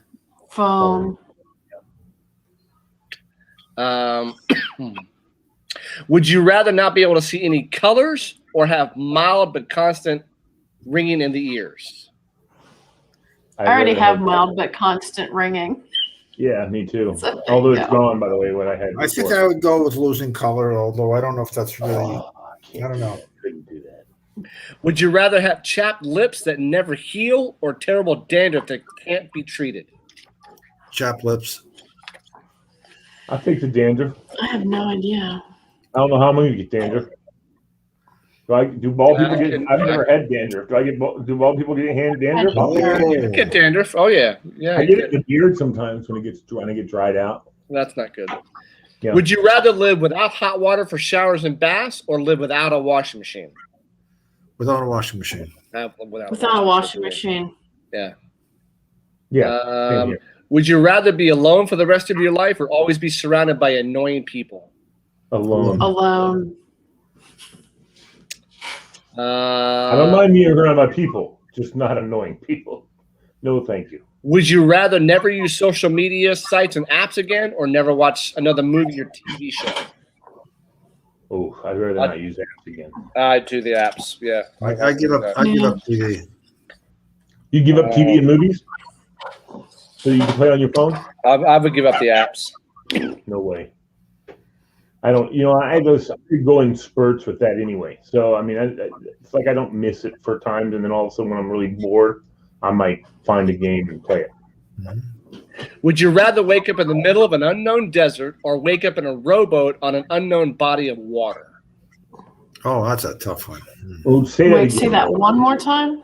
Would you rather wake up in the middle of an unknown desert or wake up in a rowboat on an unknown body of water? I'd rather be on the body of water. Okay. Boy, I can't make a pick. I'm stuck. I'd rather be on the rowboat. I mean, I don't want to be stuck in the middle of the desert. Hell no. Oh boy. Yeah, if you're in the desert, there's no water around. I mean, you've got to have water to survive. Well, but if Don't you're in take the our ocean, chances on the salt water water. is not exactly what you should be drinking. Right. But also, I do, like you said earlier, Diva, I do know, see, it doesn't rain in the desert either, but it does rain in the ocean. And I know how to collect water from condensation and stuff like You guys that. ever watch Castaway? Yeah, I did. Would you guys Yeah. make it? Would you make it? I wouldn't say I would, but I don't know for sure. Hold on Probably. one I second. mean, he was 5 years on that island. 5 years, and he had to. I think I might. He had to make do. What is Lee doing? So Freddie boy, what are you doing for the holidays? Oh, well, I cut all this stuff out of things to do for the weekend. Very nice. We have a big hoop-de-doo thing tomorrow at our place. We've got a band, we have food trucks. Both pools are open. I saw the cornhole. They were fixing them today. Said croquet, cornhole, When am I coming over? ping pong, kite flying, frisbee toss, catch and release fishing, fly fishing instruction, pickleball instruction, bocce instruction. When am I coming over? Come on, anytime. Seriously, come on over. When if they do that. Hey, you want those pancakes? Do what? Did you get my email today? My pancake email? Pancake email. So, When did you send it? Midday. I wanted to check there's a I got the one on the South Riding Parade. No, but this one's about IHOP. So there's an IHOP. I think it's 1.8 miles down the road, and I haven't been in IHOP in 40 years, 50 years. Oh no! Wait. You haven't No, been just in funny. an IHOP in 40 years? Maybe 30. After a couple games, we went to an IHOP. I take that back when we were shooting. Outside of you guys, probably 50 years, maybe. I haven't been to an IHOP. Wow. I wanted to check their menu because I don't even know what they have anymore. And They have 4 kinds of syrups. there's only maple. Nothing else counts. They don't I've have, seen they the don't others, have but- maple. They don't have maple. Well, I ain't eating it. Well, anyway. What do they have? Old fashioned, strawberry, That's blueberry, and maple. pecan. Okay, I Old-fashioned don't maple. care. I don't care. I don't care. I don't care. It's got to be maple or it ain't nothing. So anyway, I must have signed up with my email because I got an email the other day saying there's a stack of pancakes for you. Come in sometime in the next 2 weeks. So I could have sworn I emailed it to you today. Let me see if I can find my email. Well, I can meet you at IHOP. I know where it is. I know where it's at. Let's go right now. I'll meet you there too. I'll drive out there. Come on. Yeah, I sent it at 3:34 today. To my Yahoo? To Wow. I'll have to find it. come on, show me who. Yeah, Bino67 at Yahoo. I'll have to look for it. I would love to go right now, but the problem is now I'll be 54 at the end of this month. If I eat now, dude, I'll never go to bed. That's the problem. And I can't do that no more. No, anytime the next 2 I weeks. can't do it. Okay, yeah, I can't do that more. I no.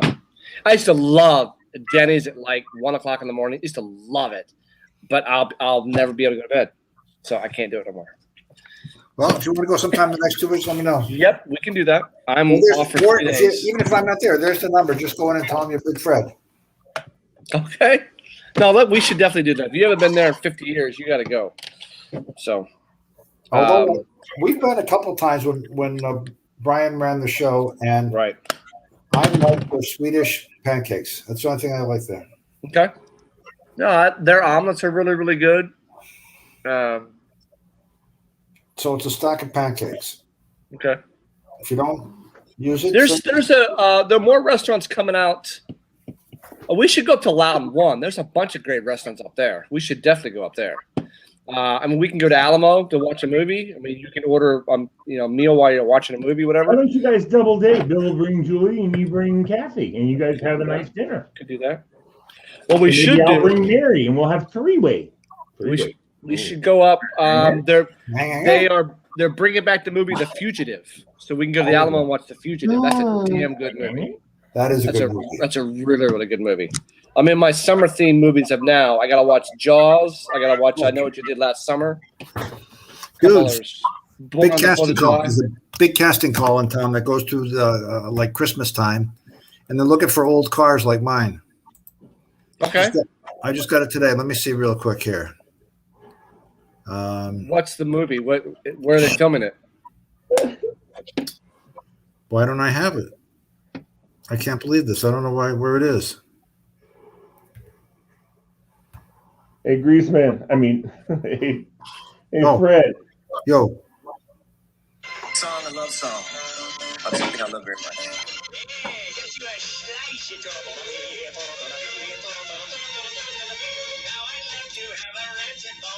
Tuna fish.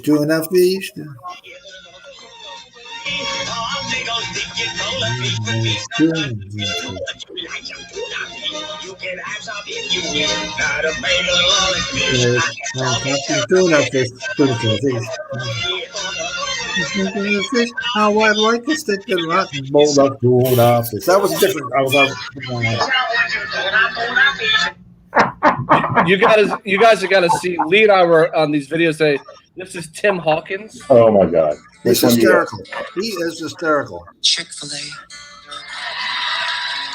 I could eat there 7 times a day, where the people laugh and children play. Oh, I'm in love with Chick-fil-A.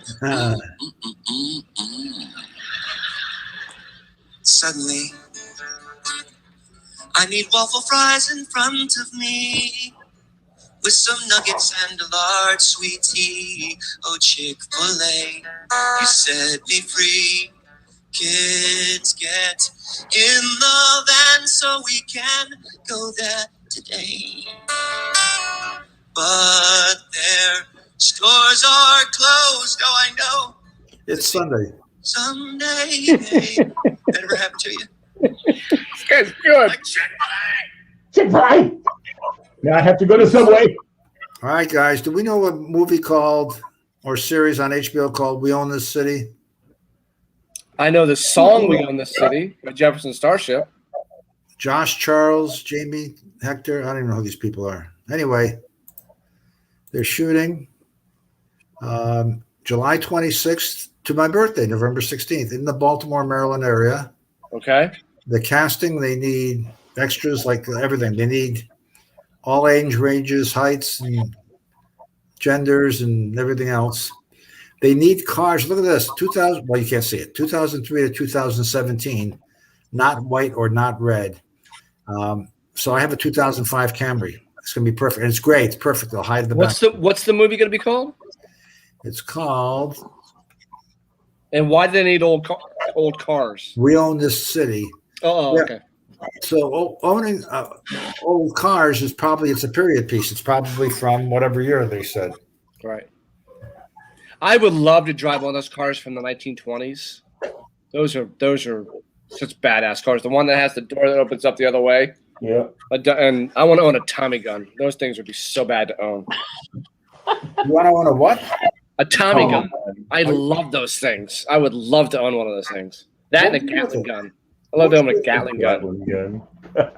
Gatling gun would be That'd be awesome. cool. So, anyway, that's all I have for tonight. Hey, Interesting video of what is it, the Warthog. Have you ever seen that plane? The Warthog coming down. It's got 2 Gats out on each wing, shooting. Talk about tearing it up, man. It just everything gets lit up. That's crazy, dude. That's crazy. All right, it's after 10, almost 10:30. It's all kinds of things we could do. I could play some more Greaseman, but I'd lose Fred. Right. He'd probably fall Freddie out. boy, next Saturday we need to get down to the stadium early enough so we don't have to walk a freaking mile to the stadium. Yeah. So we'll figure that out this week. Everyone have a wonderful 4th of July. Enjoy with family. You too. Time to just relax and celebrate the birth of our nation. Awesome. Which technically wasn't signed on the 4th; it was signed on July 2nd. You know what, Bill? I got an idea. That's for another day. Hey, Fred. Hmm. I got an investment idea for you. I'm all ears. I'll be the driver, or Bill. We need to get 2 of these buses, like the kind that they have like Reston Limousine has. That kind of has like seats like 20 people. Yep. And we go to these games, and we go out to the parking lots, and for $2 each, we'll give people a ride down to drop them off right at the front of the stadium. There you go. And then you go back out of the parking lot, say $2. $2 is all it takes, and we'll take you right to the front of the front gate. And we can do that at Redskin games. We can do that anywhere because they allow people for drop off. They allow drop off. And I make some money. And in addition to the $2, there'll be tips too. Of course. Yes. Oh yeah, you talk to them about the game and stuff coming up, and when you're driving down. Oh, I'd love that. Bill will drive, and I'll be like the guide. You'll be the pimp. You'll be the pimp on the corner. I'll be the pimp on the corner. Hey now. That's a bad. That's Hey now. years ago when the Chicago Bulls, Nick was 15, whatever, 94, 95. Chicago Bulls had the worst announcer. But when they were in their peak, yeah, I was in Chicago. I said to the guys at the bar, I said, I'm going to go watch the game in person. I'm going to get a ticket. They said, you'll never get a ticket. Anyway, the ticket scalpers had scalpers. Like I went to this first guy. He said, you looking for tickets? I said, yeah. I forgot what he wanted to get paid to go see the guy with the tickets, and you got to pay him. So just to find out who the scalper was who really had the ticket, you had to have the scalpers had scalpers. And tell them Louis sent you. Actually, what was funny, that game, I said, I'll be back. I walk over to the window, and I'm laughing, and I said, I'm sure this is a ridiculous question, but there's no tickets for tonight's game, are there? And he says, yeah, I said, thank you for 10 years of sellouts. I said, yeah, okay, I got it. He said, I got tickets. This guy behind the window. I said, what do you mean you got tickets? Yeah. And it's the box that's held back in case anybody should. In fact, they even said, like, if Jimmy Carter wants to come to the game tonight, we got a box. So this box of 8 seats was beautiful. It was right at the midcourt line at the second level up. And we all talked to each other, like, how'd you get in? How'd you get in? How'd you get in? And everybody had a slightly different story. One guy paid a scalper, and he paid a fortune for that ticket. But we were all sort of by ourselves. We were like one ticket each, guys. And we went in. I had a great time. We went to the Verizon Center to see Kiss on their 50th tour, anniversary tour or whatever. Yep. And we got I had some couple good seats in the upper right corner that were looking down on the stage. And, of course, their show was unbelievable. But we're sitting there before the show started, and I looked over, and there's a box suite, directly from the stage, right in the center. Whoop, and it was dark. And I'm like going, oh, son of a bitch, if we could get in over there. And, we could have freaking cheated and crawled over the fence that's right, the little stairs or whatever. But I thought, what, I'm going to schmooze these guys out front and say, listen, who's going to be in Australia and that thing? It's Muriel Browser's suite. The mayor, whoever the mayor of D.C. is, it's their suite. Yep. And they can use it anytime, anyway, anyhow. Yep. And the guy, I said, well, I know Muriel Browser's not coming to a Kiss concert. And he goes, and it's all black guys, nice, super nice guys. They're like, yeah, I know she ain't either. And he said, but if you were in there and someone decided to come in from her office, we'd get in a ton of trouble. And I was like, what about if you just look the other way and I'll sneak in? And they laughed and they were like, oh, man, that wouldn't be too bad, but I can't do it, The great thing about working at the Marriott Metro Center in the spring of 1998 was they had box seats on the third level. I saw every round of the Stanley Cup Finals, or every round of the playoffs. Had a chance to use the Marriott suite because bring a customer and get tickets, and dude, it was nice. It was awesome. It was so awesome. That's cool. So. Yeah, I'd love to get a list of the different, like you have these old lawyers who have season tickets and stuff, Bill. I'd love to get a list of all the companies that have the suites.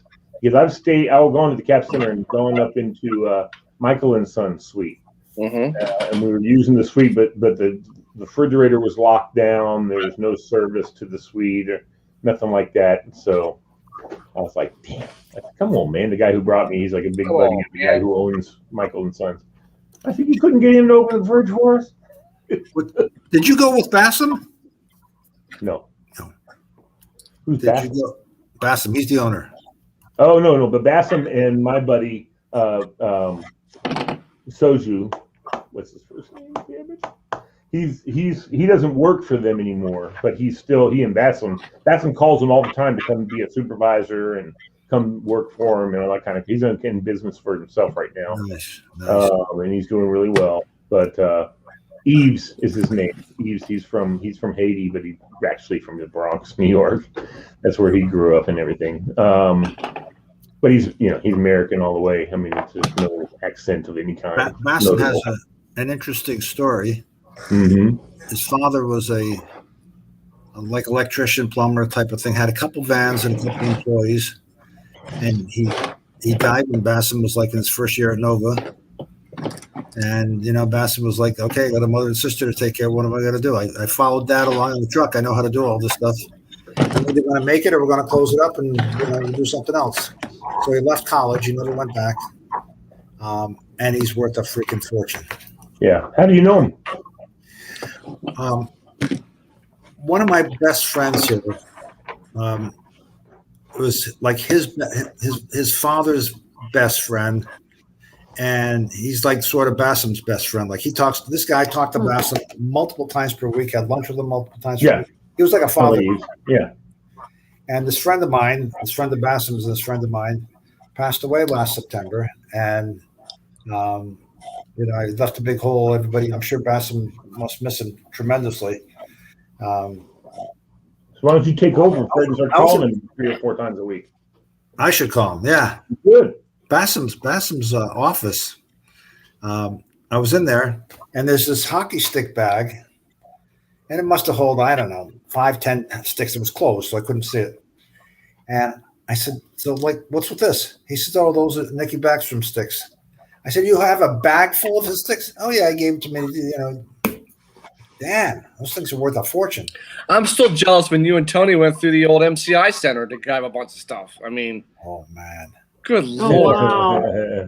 They went through a room that had all kinds of stuff. I have a basketball where they have the white panel in one of the panels. It was just on the floor. Did it have autographs on it, or just it was autographed by somebody. I don't know. Nick told me who it was. Even change out of desks, I brought home like, I don't know, $7 or $8 worth of like everybody leaving their nickels and pennies in the drawers. But whatever it is we wanted was there. Whatever, all kinds of stuff. A ton of shirts. God knows he still has them too. Oh my God, the shirts. I have one left. Shirts I have one left downstairs. Yeah. I have. Oh my God! Remember the mugs I had? It said Verizon Center. Yeah. I had like 4 cases of mugs. I must have 96 mugs. Oh, there's Tony. Old Capitol Center office building. Oh God, that's what it was called. And Tony got a lot of McDonald's stuff. People left like wrappers and napkins and menus and stuff like that. He was in hog heaven. Oh, he was a happy man. He was a happy Tony, weren't you, Tony? That boy. He ought to come on with us, but we're about to get off here anyway. No, that was a pretty cool. We had a good time. It was like, wow, check this out. There was stuff we couldn't take. There was like a whole. Oh, I know. He was pissed off. He was like, a whole mural that what I wanted to take. He was like crying almost. Yeah. He had a ton because he filled his hand and up. the executive offices with the nice. Now it was worn furniture, but it was nice stuff. That would have been awesome. He's absolutely happy. And they had Tony. We really absolutely happy. There you go. Oh, Tony, that's sweet. They had all kinds of old toner and printer, even for like dot matrix computers and printers. They weren't good. I was telling a buddy of mine, Lee's nodding. Those things are worth a freaking fortune because if you have the machine and you need it, you can't find any of those. Dude, I used to be the acquisitions guy and receptionist at the United States Senate Sergeant at Arms, where all the different groups were, the IT people, the electronic, whatever, all that stuff, and the financial people and everything. And I was the guy that you put in your order with to get stuff. Let me tell you, that toner, woo, that's some expensive stuff, man. Really expensive, because we had those big, huge copiers. So we went through toner like crazy. Because there was about 700 people that worked on that place, and they're constantly printing crap. This was before really using Word, even though Word was available at the time. People didn't really use that and they would print it out and have a hard copy of it, of everything they ever did. So also that was also the emergency preparedness people. This was back right after the what was it that we did the coup for? What was the coup for? Oh, that was for 2000, for 2001 or whatever it was. Oh, no, after 9/11. I'm sorry. That was after 9/11. We had to do a continuation of operations. Very good. Coop. Oh, yep. We had all the coop planning. Were you working at We got DOT then, and our coop was only in Arlington. We didn't have far to go. The more serious you were, the farther you came out near my area, out here near me and Billy, and out to the mountains. Let me tell you something. We had their local 2 different hotels that were on standby. Wow. If anything ever happened, they had a big meeting room, this gigantic meeting room, so that the Senate could stay operational.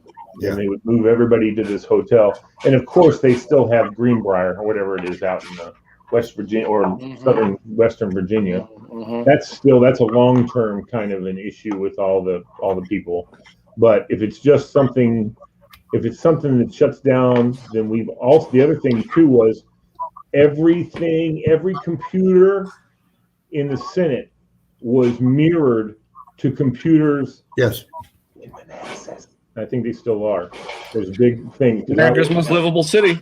Well, I went to that place and we went down some like old road, turned left, made a right, and then we pulled up to this gate.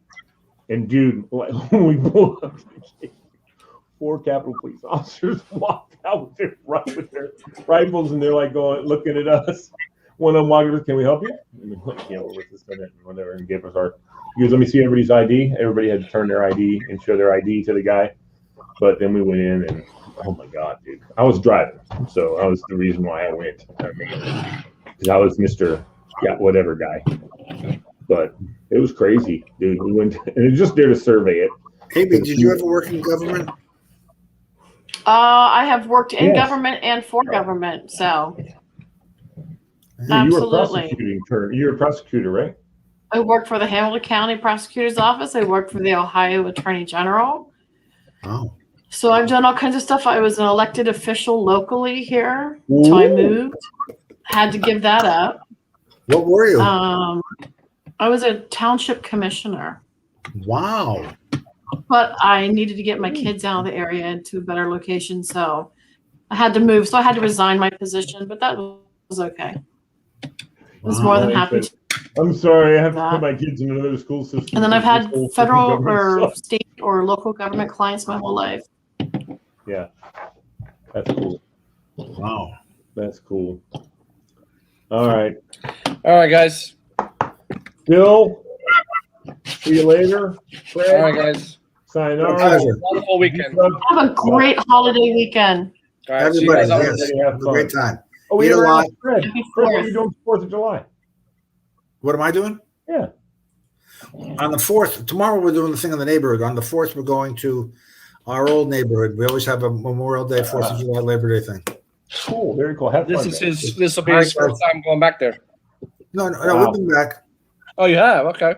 All right. Yeah. All right. Well, it's always weird. It's always weird. You think, there's my house or there's the house. I mean, I used to go in that house, and it's all right though. Yeah. All right, dudes. Cool. Take it easy. All right, guys. Have a good night.